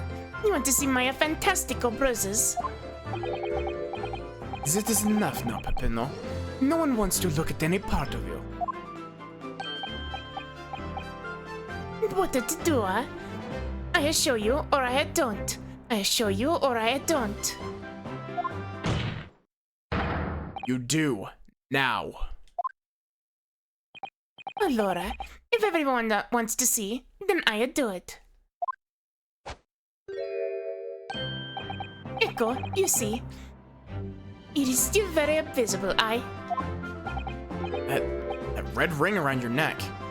You got that when you were dragged back to the house? And see, the capo sometimes he is very rough. I said that is enough. Peppino's neck has nothing to do with what we are talking about here. You have my word. Yes. What's your opinion, Counsel? About this red ring around Mr. DeRossi's neck, I wonder. Matter? It's important. This is like a weird version of Harley Quinn and the Joker. Mr. DeRossi, I'm going to have to ask you to amend your testimony with details about that mark on your neck.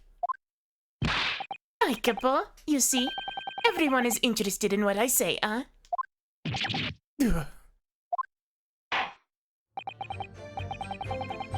Well, you will amend your testimony as requested, Mr. DeRossi. See, if you really want to know. He tried to escape, but the capo He tried to escape, but the capo put the collar on him and dragged him back, like what he did to me, see? Hold it! Are you saying that red mark was caused by... See, a big collar made from a leather. a leather collar? Kinky. Is this true, Mr. DeRosso? What? We had the Saint Bernard at home when I was younger. It is a souvenir from that time, with a very strong chain. Strong chain? Put that around your friend's neck. I'm sorry. I was so angry that he was leaving me alone. You did not have to tie the chain to the leg of the bed, though. I would not have tried to run again. You didn't do that to Inspector Gregson as well, did you? Treated the people equal. That is the capo here's motto, eh? Starting to sound a lot more like a prison of all of a sudden. The capo is the tough, but the capo is the rough. I shouldn't have done it. So, the following morning, when you realized the inspector, or released the inspector, He had the red ring around his neck, just like me. Peppino, s'il vous plaît, leave it now. Now you know, huh? The capo here, You don't want to tangle with him, eh? But for the inspector, he's not so bad. Spent the night in a nice room. It was nothing like a prison, really. Hold it! One of these dorks in their word color stuff. Thanks for sticking around. Great, Skinardo. I hope that you enjoyed what you saw while hanging out here. You took away the man's freedom. However comfortable you made it sound, you were still holding him prisoner. If you say that, then I say this. There is something that takes away our freedom too. The lack of money. So we are the prisoners as well, huh? All of us. Huh? No money, no freedom. This is the truth. It makes me mad, and it makes me sad. What can we do? Well... You're so disenfranchised to take money to court. It'll cost you, of course. There you have it. You see, that is why we needed the Red League, to fight for the justice. Perhaps he has a point. No, Mr. Naruhodo. That's like the one line she's said in the last cross-examination. She's just like, Naruhodo? No. All we did was give the man a comfortable place to sleep for the night. And you say it was a prison, huh? Perhaps he has a point again. No again, Mr. Naruhodo. You should have heard him snoring. My die. If anyone was disturbed, it was us. Not much to go on, really. Their testimony does make me wonder, you know. About this pocket watch belonging to the inspector, I mean. Yes, the one he treasured so much, apparently. If he was confined but not restrained, as the witnesses are implying, he would still have been able to wind his watch. It's very true, yes. So did Inspector Gregson actually die while he was being held captive by these redheads? In which case, is it possible that these two young men are responsible for Inspector Gregson's... To be honest, I find that hard to believe. Perhaps we should try to find out exactly what had happened. Very wise, Mr. Naruhodo. Yes.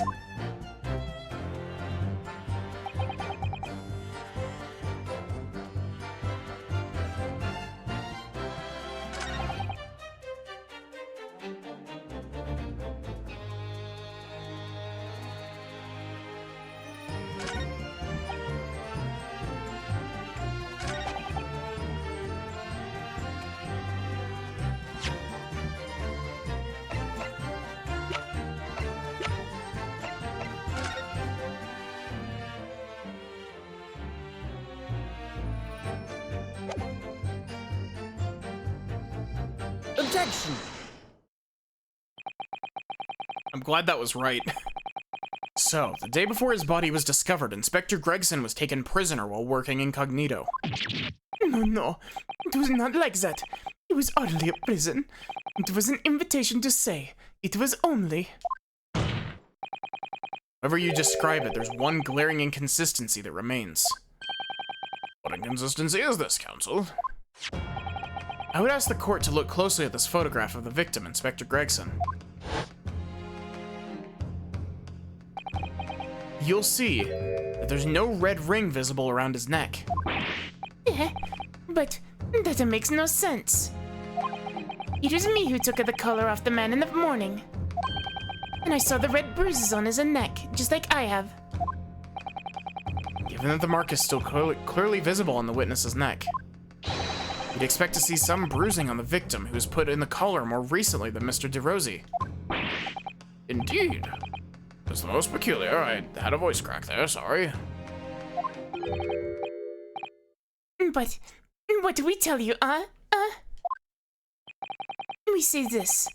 From the beginning, many times, we Peppino is right. The man in the photograph. He is someone different to the man we held captive that night.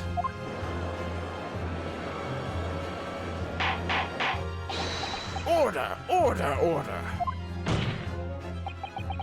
It would appear then that on the day before the incident, the man who visited the park on Lime Street posing as an incognito inspector was not Inspector Gregson at all. Objection!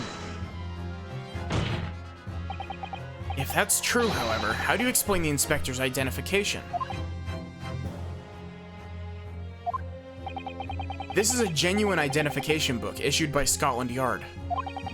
It's inconceivable that someone could have stolen such an important item from the inspector, other than Gina. Prosecution made that assertion itself. And we also know that the inspector had made a note about the Redheaded League in his diary for that day. Which surely means we can't divorce the two events completely. Since noted by the defense is most troubling, or the real Inspector Gregson whom these two red-headed gentlemen encountered, the fact that no bruising can be seen around his neck defies explanation. But equally, if they actually encountered an imposter, how did that person come to be in possession of the real inspector's identification? Let's have some plausible explanation, counsel. The whole thing defies explanation. It's for precisely these occasions that we keep meticulous notes in the court record, Mr. Naruhodo.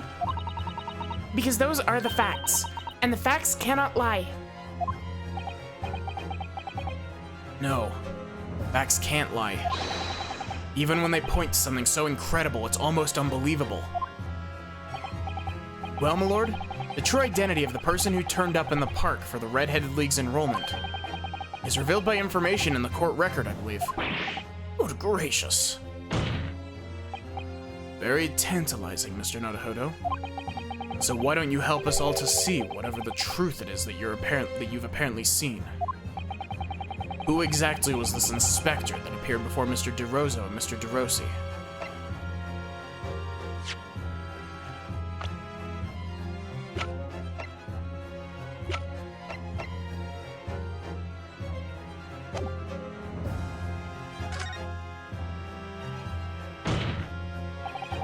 Though it seems incredible, I admit, the undeniable facts point only to one thing. Since no bruising can be seen on the victim's neck, the person who these two red-headed men took prisoner that day cannot have been Inspector Gregson. In other words, your whole argument up until now has been a waste of time. Objection! On the contrary, I haven't finished. What? There's no bruising on the victim's neck, so the question immediately posed next is, who exactly was this man in the park on Lime Street found to be carrying Inspector Gregson's identification? See, that's right. We tell the same story every time. Whoever this man was, the capote dragged him from a pillar to a post with a dog collar. Mon Dio, Peppino. I was not so arch as you say, huh? So who was that falso inspector, eh? Who was he? Clearly, the defense has an idea about that. About the true identity of the man who these two imprisoned that night. Must ask the counsel for the defense to elaborate post-haste. Did the witness encounter in the park posing as Inspector Gregson? Take that! Goodness me. Isn't that? One of the witnesses who was in the stand in this very courtroom earlier today. A nameless man whose only occupation appears to be peddling hearsay to passers-by. Objection! What on earth would a street seller be doing with a police inspector's identification papers? Witness, or witnesses, is this the man or not? What has happened to his lip? Ah. See, this man is not for the Red-Headed League, aye? He's looking for the Twisted Lip League, no? Perhaps rather than making such a rash claim next time, You should bite your lip instead. It seems improbable, yes, but one undeniable fact remains. During his testimony earlier, I noted something about the man's neck. A red ring of bruising. Yeah. What? The defense demands that Mr. Gossip be brought back to the stand.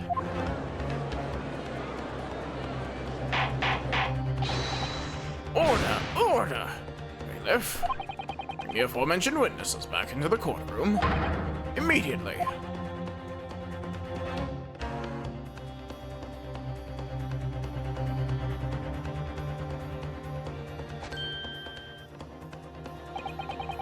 I never. Undeniable ring of bruising indeed. Identical to that of the witness beside him. What's going on here, eh? Who's had this me? It's a birthmark, innit? Birthmark, you say? I assume the reason you've been recalled to the stand has been explained to you. Something about an inspector again. I'm telling you, you've got it all wrong as usual. You're denying all knowledge of it. Of course I am. Are you trying to kill me with all this nonsense, eh? Well, at least you have more stories to peddle back on Fresno Street, won't you? Now, we're going to need you to testify again. And you, Mr. DeRosso and Mr. DeRossi. I'm sure you'll cooperate, won't you? Do we have any choice? We are in a big trouble, Ikapo. That's quite enough dilatory chatter. Proceed with the testimony.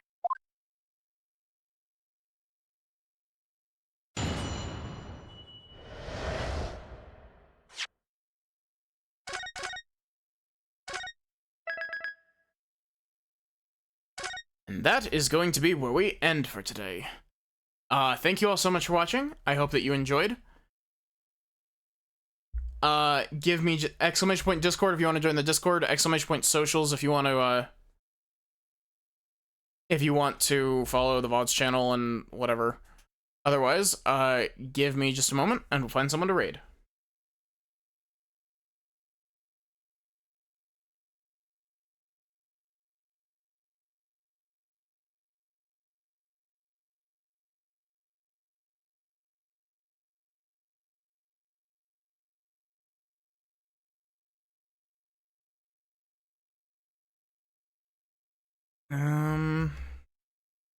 Who is available?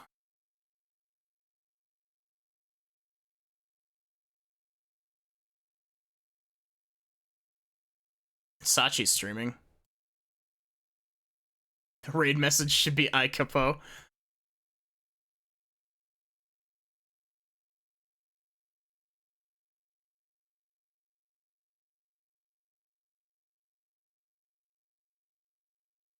So yeah, thank you all so much for watching. I hope that you enjoyed. I should be back with more of this tomorrow. Unless my brain decides it wants to play randomizer. You know how my brain works. Or well, you know how my brain acts. Nobody knows how my brain works. But yeah, I hope to see you here tomorrow for whatever I'm streaming. Probably more of this. We'll figure it out. Otherwise, have a good one and take care.